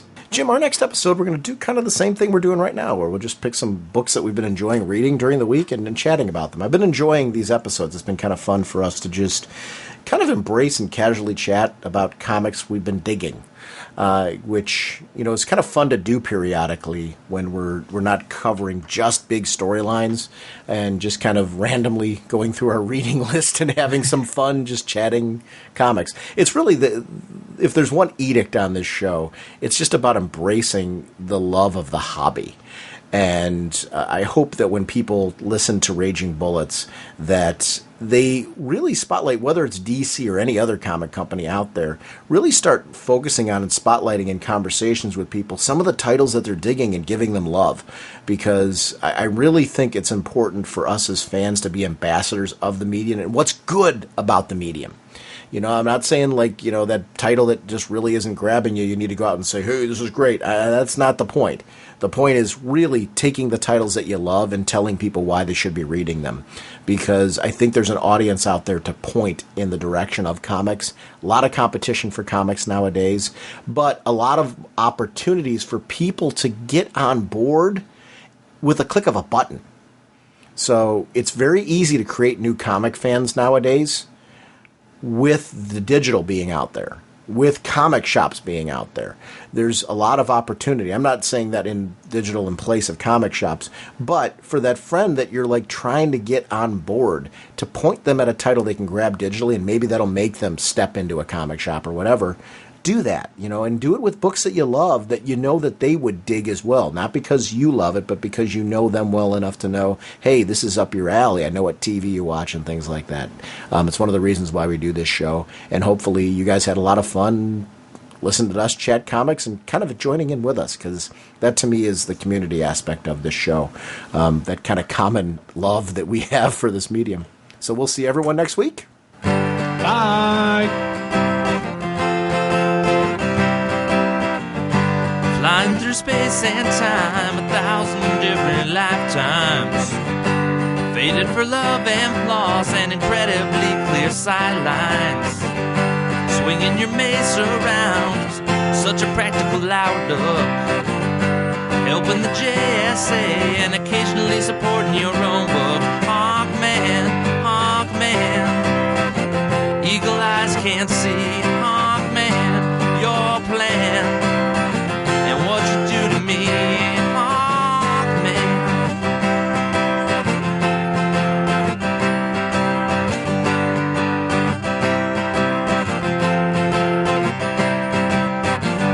The villains are closing in, be they Thanin Guard or Egyptian. Working so hard to thwart you and Hawkgirl's mission. The odds are not on your side, and danger seems to stack up. Things would be so much easier